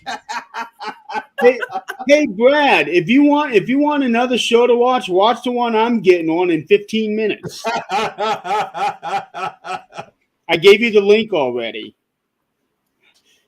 So anyway, Diana, where can everybody find you? Oh my goodness. So Robert. really the only place that I'm really on is Facebook. I need to start doing Instagram or something. I'm not really on Twitter, but if you just look me up, Diana May on Facebook, want to send me a friend request, I'd be more than happy to accept it. Awesome. And also check her out. Deathwalker and Ghost Finders. She's a producer and associate producer, so you'll see her name in the credits. That's exactly right. So we have a big name here tonight, guys. I'm sure Jill the Stalker is already on. if she's not cooking Roman noodles.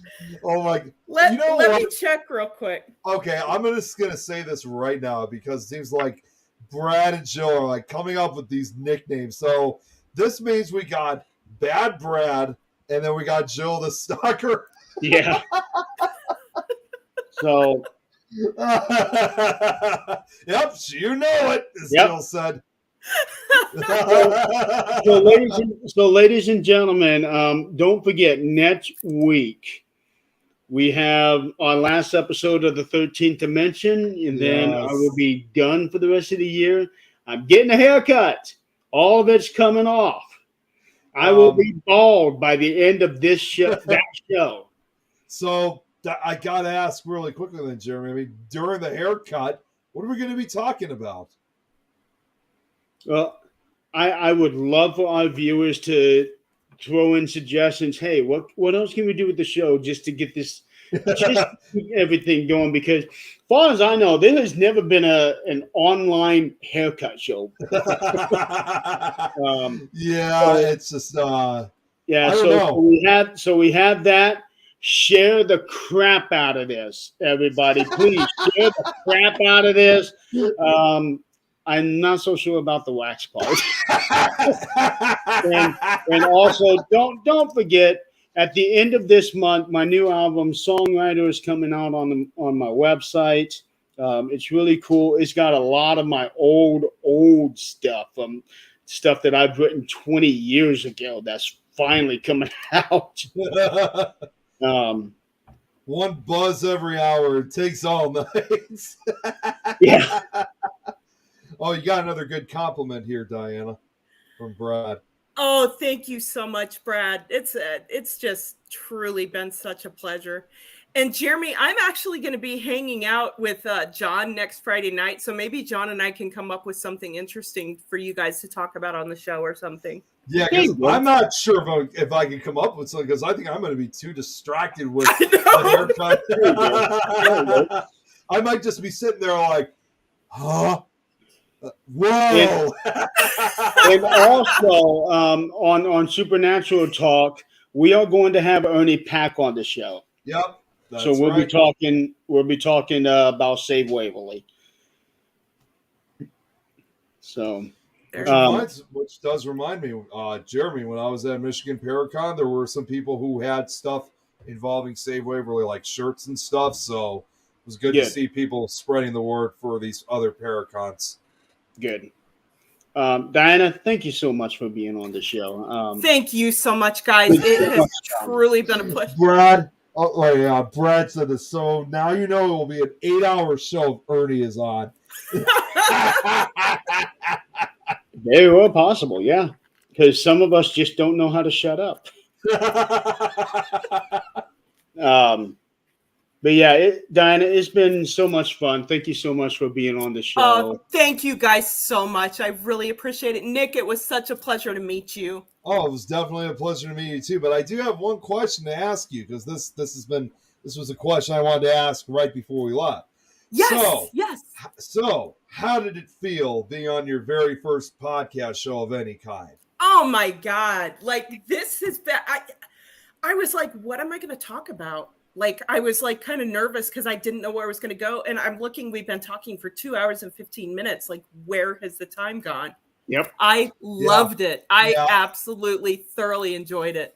It's the same thing with Good. me too, because I've been doing it now for 5 years, and it's just that kind of that first time sort of feeling. It's like after that, Yes.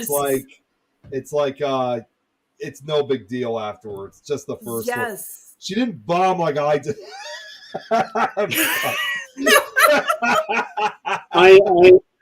I sense a we're just story going to there. leave it at that.